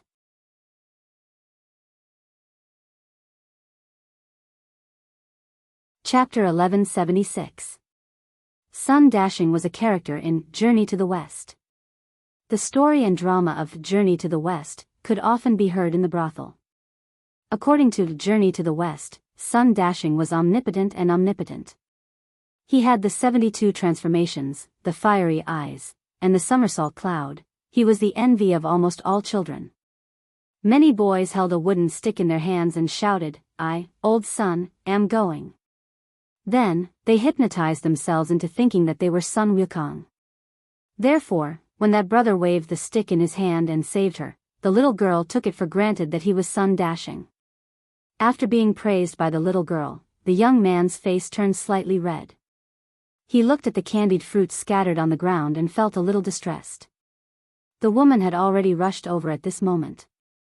She held the little girl in her arms and asked worriedly, "Girl, are you okay?" The little girl raised her chubby little hand and wiped the tears off the woman's face. She said, "Mother, I'm fine. This big brother saved me." The woman came back to her senses and quickly looked at the young man. She said anxiously, "Benefactor, leave quickly. That person is the young master of the Zhang family. The Zhang family will definitely not let you off." The young man shook his head indifferently and said, "If they come to catch me, I'll beat them up. If they come, I'll beat them up. If they come, I'll beat them up. If they come, I'll beat them up. No matter how many come, I'll beat them up." "Benefactor," the woman looked anxious. Just as she was about to speak, there was already a commotion in front. A group of bailiffs separated the crowd and walked over. They said lazily, "What happened? Why are you all gathered here?" When the leader saw the young man lying on the ground, the laziness on his face suddenly disappeared. He said in panic, Mr. Zhang, what happened to you?" At this moment, Mr. Zhang had already fainted from the pain. One of them hurriedly squatted down. After checking, he licked his dry lips and said, "Detective Zhao, Mr. Zhang's limbs are all broken." Detective Zhao looked at Mr. Zhang's twisted limbs and said in a trembling voice, Is he still alive?" The man nodded and said, "He's still breathing." Detective Zhao kicked him hard and said, "Then what are you waiting for? Take Mr. Zhang to the doctor." After the two carefully carried the young man away, Detective Zhao looked around and said angrily, "Who did this?" A dead horse lay in the middle of the road. A young man stood in front of the horse's body. Arrestor Zhao estimated the distance between the horse's carcass and them. It was at least 5 to 6 feet away. No wonder young Master Zhang was in such a state. The fact that he didn't fall to his death from such a long distance was already a blessing. Zhang Chen. Thus, Chen's Zhang Chen's Shan. He looked at the corpse of the horse lying on the ground, and then looked at the iron rod in the youth's hand. He was a little scared, but he forced himself to gather his courage and asked, "Did you do it?" The lad looked at him and said, "He galloped on the street and almost hurt a passerby." "Even so, you can't do that." Detective Zhao raised his voice. "If I don't stop him, his horse will kill someone." The teenager picked up the iron rod with one hand and put it down again. A deep pit appeared on the ground. Detective Zhao looked at the pit on the ground and whispered, but you can't hurt people like that." It was too late. The young man explained, "I only killed the horse. He flew out on his own." Detective Zhao widened his eyes and said, "If you don't kill the horse, will Mr. Zhang be able to fly out?" "I don't care." The youth looked at him, then at the passers-by around them, and said, "I didn't touch him." "They can all testify." Detective Zhao had a headache. He looked at him and said, "Even if you didn't kill anyone, it's still wrong to kill a horse. Young hero, why don't you come with us to the Yamen and we can talk about it?" The young man shook his head and said, "I won't go. There are no good people in the Yamen." Detective Zhao looked at him and said, "Resisting arrest is a serious crime." The young man picked up the iron rod and spun it in his hand. He said, "You guys come." "I'm not afraid." The constables around him couldn't help but take a step back. They were afraid. The rod was obviously made of fine iron. When it was waved, it seemed to stir the air around it. Just looking at the mangled horse's head, one could tell how much strength was contained in that strike. They didn't think that their bodies were harder than the horse's head. Even a light scratch would break a few ribs. A constable looked at the woman and the little girl squatting on the ground and suddenly asked, "You were the ones who were almost hit, right?" The little girl nodded and said, "Big brother saved me." Big brother is not a bad person. The constable looked at Detective Zhao, and Detective Zhao immediately understood. He looked at the woman and the little girl and said, "Since this matter is related to you, please come with me." The woman's expression changed. The young man took a step forward and stood in front of them. Detective Zhao's expression darkened. He said, "Are you going to defy the government?" The young man looked down at the mother and daughter, and then at the constables opposite him. He said, "I'll take responsibility for my own actions. It's not their fault. I'll go with you." Detective Zhao smiled and said, "Then I'll have to trouble you to come with us." The young man walked in front with the iron rod in his hand. Detective Zhao looked at the person behind him and said in a low voice, "Watch the mother and daughter. Don't let them escape." Then he pointed at another person and said, "Go to the Zhang mansion and report this." After making the arrangements, he looked up at the young man in front of him and twitched the corner of his mouth disdainfully. Did he really think he was Monkey's son just because he had an iron rod? When they arrived at the Yamen, he wanted to see how arrogant he could be. After these people left, the crowd finally began to become noisy again. "Sigh, this young man is good at martial arts, but he's too reckless." It's a pity that he offended the Zhang mansion. He shouldn't have gone to the yamen. He won't be able to get out of that place. The crowd felt sorry for the young man who had stood up at the critical moment with the iron rod in his hand.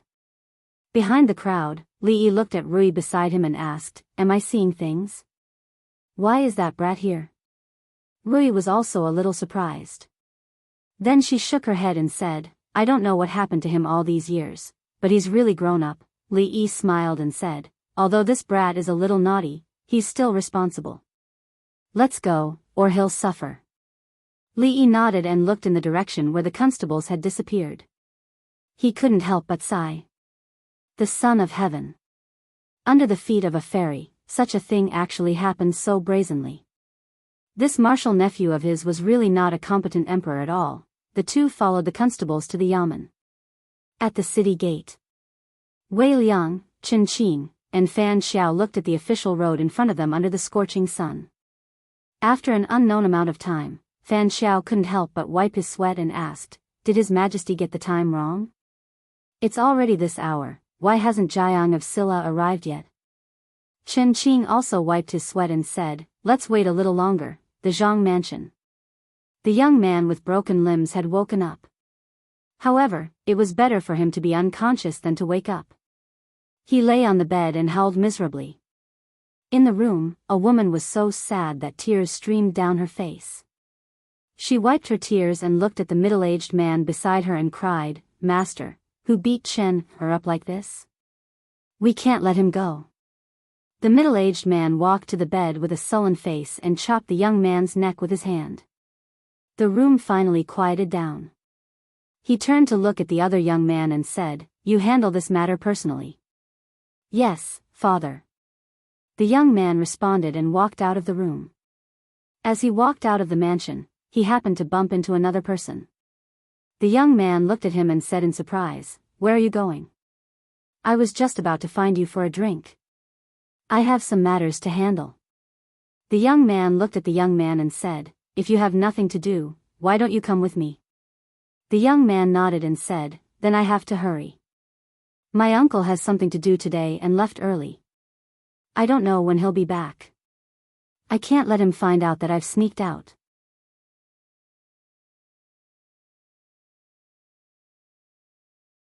Chapter 1177. Young hero, you are not allowed to bring weapons in the public hall. A constable walked to the young man's side and smiled apologetically. He was about to take away the thick metal rod in the young man's hand. The young man held the metal rod. The constable used all his strength, but the rod didn't budge at all. The constable opened his mouth. "Young hero, this," the young man finally let go.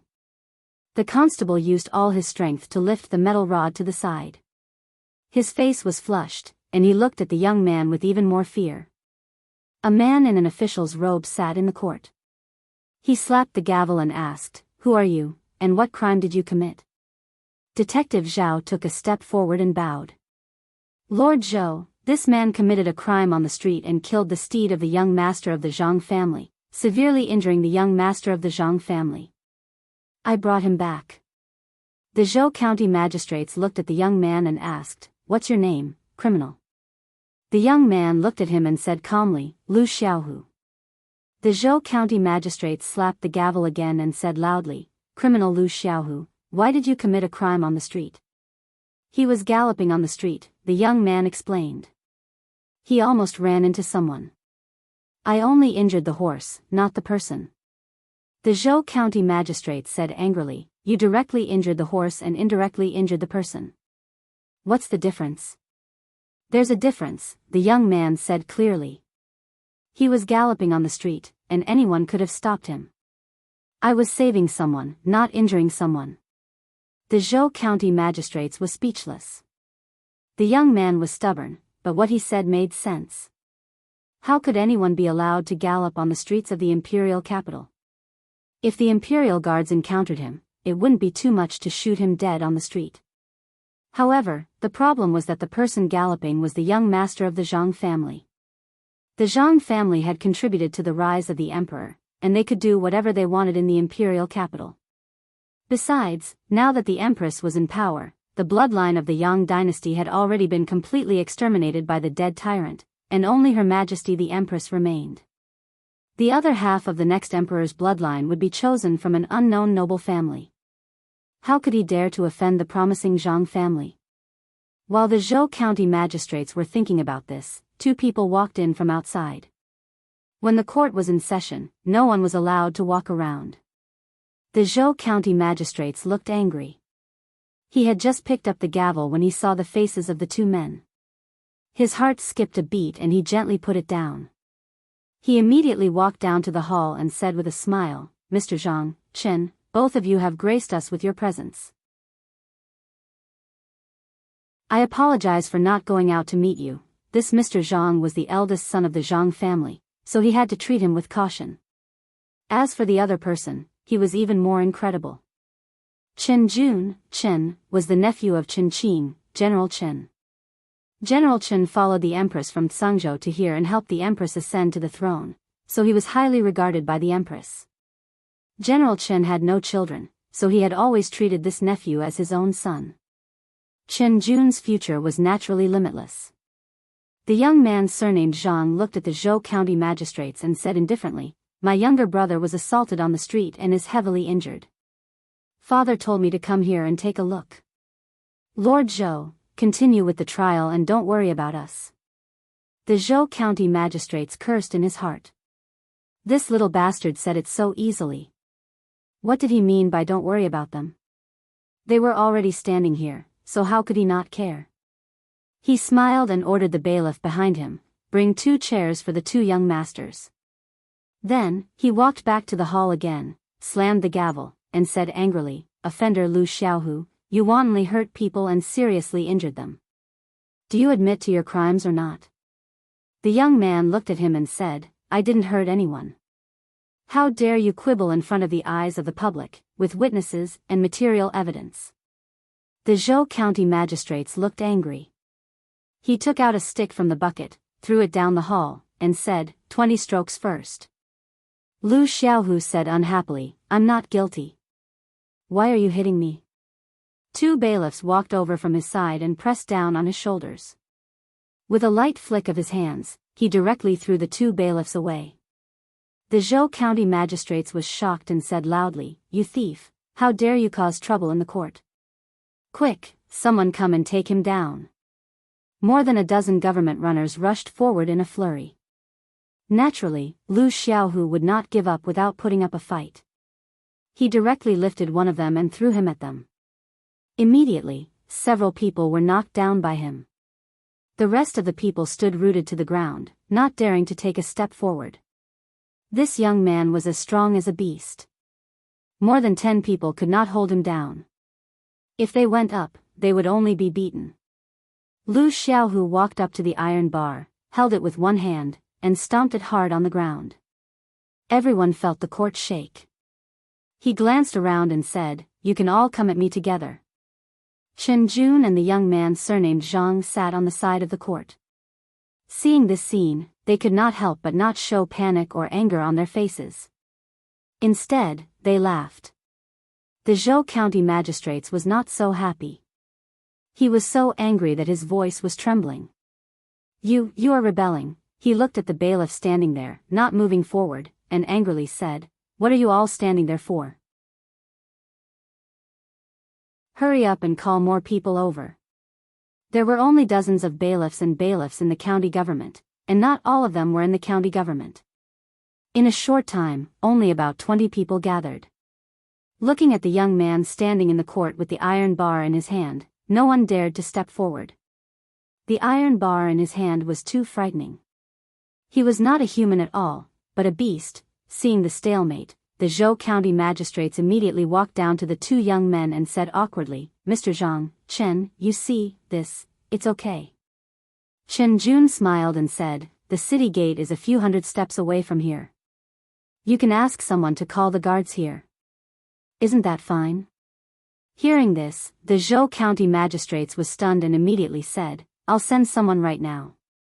Chen Jun threw him a token and said with a smile, "It's more convenient to take this." "Thank you, young master." The Zhou County magistrates took the token and handed it to a bailiff. He said, go ask the guards to help. On the other side, Detective Zhao looked at the young man and said in a trembling voice, You put down that iron bar. You're rebelling. Do you know that you'll be beheaded? The young man was unmoved. He spun the iron bar with one hand, and the dozens of bailiffs were so scared that they took a step back again. I haven't seen you for a few years. You brat, you've grown up. A voice came from behind. The bailiffs turned around and saw someone coming in. They immediately made way for him. Lu Xiaohu looked at the two figures coming in from outside. He couldn't believe it. After rubbing his eyes, the iron bar in his hand fell to the ground. Ru, Sister Rui, brother-in-law, Li Yi walked over and patted his head. He said, I haven't seen you for so many years. You've grown so tall and strong. The iron bar in Lu Xiaohu's hand fell to the ground. When the two bailiffs saw this, they rushed forward, picked him up, and quickly carried him outside. The Zhou County magistrates looked at the bailiffs who were still in a daze and said loudly, What are you waiting for? Take him down, dead or alive. When the bailiffs heard this, they drew their weapons and rushed forward. Brother-in-law, be careful, panic finally appeared on Lu Xiaohu's face. He stood in front of Li Yi to protect him. Li Yi smiled and walked in front of him. He grabbed a bailiff's knife and knocked two bailiffs unconscious with the back of the knife. On Rui's side, more than 10 bailiffs had already fallen. When the Zhou County magistrate saw this, his expression changed drastically. He blurted out, he has accomplices.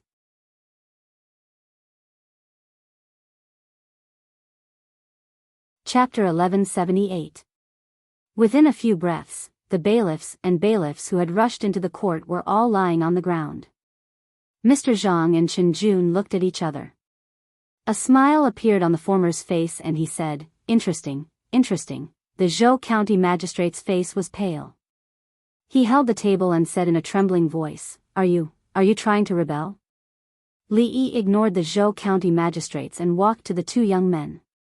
He looked at them and said, What are you waiting for? Get up. Mr. Zhang and Mr. Chen's expressions changed, and they stood up silently. At this time, they naturally would not try to be heroes. Those who tried to be heroes were all lying on the ground. Li Yi moved the two chairs over and sat with Rui. He asked Lu Xiaohu, Why are you in the Wu Kingdom? Where are your parents? My parents died of illness a few years ago. Lu Xiaohu touched his head and said, I was in the Jing Kingdom at first, helping someone to secure goods. They gave me a lot of money and provided me with meals on the way here. Later, when I came here, I found that the Tanghulu business here was good, so I didn't go back. Rui found it hard to believe and asked, Second uncle and second aunt have passed away? Lu Xiaohu lowered his head and said, It's the plague. My parents were accidentally infected and later died. He looked at Li Yi and Rui and asked with a smile, Sister Rui, brother-in-law, why are you here? Are Sister Rui and Sister Xiaohuan here too?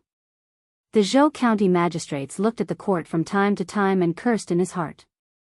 What is this? This is the court. They have just injured so many bailiffs, but now they are sitting there and chatting. Do they have any respect for the court? The faces of Mr. Zhang and Chen Jun completely darkened. Chen Jun looked outside and murmured, Why are they not here yet? At this moment, at the city gate, General Fan wiped the sweat off his forehead again and asked doubtfully, Could Jiang of Silla and the others have already entered the city? Wei Liang thought about it and nodded. It's very possible. You still have the cheek to say that. Fan Xiao looked at him and said angrily, If you didn't insist on changing your clothes and delayed us, we might have already reconnected. Chen Qing was about to speak when a commotion broke out behind him. He turned his head and saw a yamen runner handing a token to a young general guarding the city. He strode over and asked, What happened? General Chen. The young general looked at him and pointed at the yamen runner. He cupped his fists and said, He said that there are several thugs who intend to rebel and hurt people in the court. The county government is under their control. The Zhou County magistrate sent him to ask for help from us. Rebel? Qin Qing looked at the token and asked, is Qin Jun here too? The Yamen runner immediately nodded and said, Chen is also in the court. Qin Qing's face darkened. Qin Jun was the only descendant of the third generation of the Qin family. He had high hopes for him. Fan Xiao and Wei Liang came over and asked, what's the matter? Someone is attacking the county government. Qin Qing thought for a moment and said, you wait here. I'll take some soldiers to have a look. After I solve the problem there, I'll go to the palace to see if Jiang of Silla has arrived. I'll go with you. General Fan looked up at the sun and said, Old Wei, you stay here alone. Keep your dog eyes open and watch carefully. Don't miss it. After he finished speaking, he pointed at the young general and said, go and get 100 people to come with us. The young general immediately cupped his hands and said, yes, sir. Among the Lu family members who left the village, Li Yi and Rui had only seen Lu Mei and Xiaohu. Lu Mei's parents were killed by mountain bandits. Lu Xiaohu's parents also died of illness a few years ago. They didn't know how the others were doing. The grudges of the past were naturally not worth mentioning now. The naughty child who would sneak into the mountains to look for Sun Wukong when he heard about the Monkey King and was beaten by his mother to the point that he could only stand and listen to stories for several days had grown up into the young man in front of them. Suddenly, there was a rush of footsteps at the gate of the county government. The Zhou County magistrates, who had been anxious for a long time, suddenly felt refreshed and said with joy, they're here. Zhang Can and Chen Jun smiled at the same time. A group of soldiers with bows and arrows ran in from outside and surrounded the court. Where are the rebels? A rough voice came from outside the door. After Yang Liuqing ascended the throne, he sent someone to deliver a few plates to the Wu Kingdom, saying that it would be convenient for him to act in the Wu Kingdom. Li Yi's hand had reached to his waist and touched the plate, but he took it back when he heard the voice. Fan Xiao strode in from outside the door and saw the two people sitting in the hall as soon as he looked up. Plop! His eyes widened, and he paused and tripped over the threshold of the court. Chen Jun knew Fan Xiao. He didn't expect that General Fan would come in person, so he hurried forward and said, Uncle Fan, why are you here? Fan Xiao didn't pay attention to him. He quickly got up from the ground and ran to Li Yi, saying in surprise, Your Highness Jiang of Silla, why are you here? Jiang of Silla? Chen Jun was stunned. The man named Zhang Can looked puzzled. At this time, there were no kings in the Wu Kingdom. Which king was this Jiang of Silla? The Zhou County magistrates ran over excitedly and stopped with a pale face. Jiang of Silla. No matter which Jiang of Silla he was, he knew that he had made trouble today just by looking at General Fan's attitude. With the one-eyed general's temper, even if the master of the Zhang family was standing here, he wouldn't have such an attitude. Before Chen Jun could come back to his senses, he saw his uncle walking in from the door. He was shocked and immediately walked forward, bowed and said, Second uncle. His uncle, who had always been strict with him but was extremely protective of him at the critical moment, didn't look at him at this moment. He walked straight in, half knelt on the ground and said respectfully, Qin Qing greets Your Highness Jiang of Silla.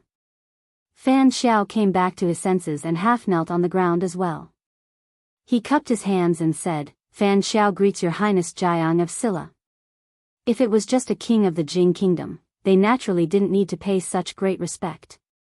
But the problem was, Jiang of Silla was His Majesty's martial uncle. The reason why His Majesty could eliminate the rebels and successfully ascend the throne was 90%, no, more than 90%, was because of Jiang of Silla. If it wasn't for Jiang of Silla, they, including His Majesty, would have died in Sangzhou. Chen Jun's body swayed and he felt that his vision was a little dark. Why didn't he stay at home today? Why did he want to come out for a drink? Why did he accompany Zhang Can to watch the show? Why did he give the token to the Zhou County magistrates? Even if he didn't do any of these things, he wouldn't have seen his uncle treat that person so respectfully. Since he had nothing better to do just now, he was thinking about how many ways these rebels would die. Get up. Li Yi waved his hand, stood up, and asked, Why are you here? General Fan said, His Majesty asked us to go out of the city to pick you up. We heard that there was a change in the county government, so we immediately rushed over, leaving Wei Liang to wait there alone. After he finished speaking, he strode out of the hall and said, Put away your weapons. Then he pointed at another person and said, You, go outside the city and call General Wei over. When he heard, His Majesty asked us to go out of the city to pick you up, the Zhou County magistrate's legs turned to jelly and he fell to the ground. What kind of person could make His Majesty order General Chen, General Wei, and General Fan, the three most famous generals, to go out of the city to pick you up at the same time? Just a moment ago, he gave the order to kill them regardless of their lives. The Zhang family is trying to kill me. As for Mr. Zhang, his expression changed, and a trace of worry rose in his heart. After Chen Qing got up, he looked at the yamen runners and constables in disorder outside, looked at Li Yi in confusion, and asked, Your Highness, this. What's going on? After a moment, his face darkened.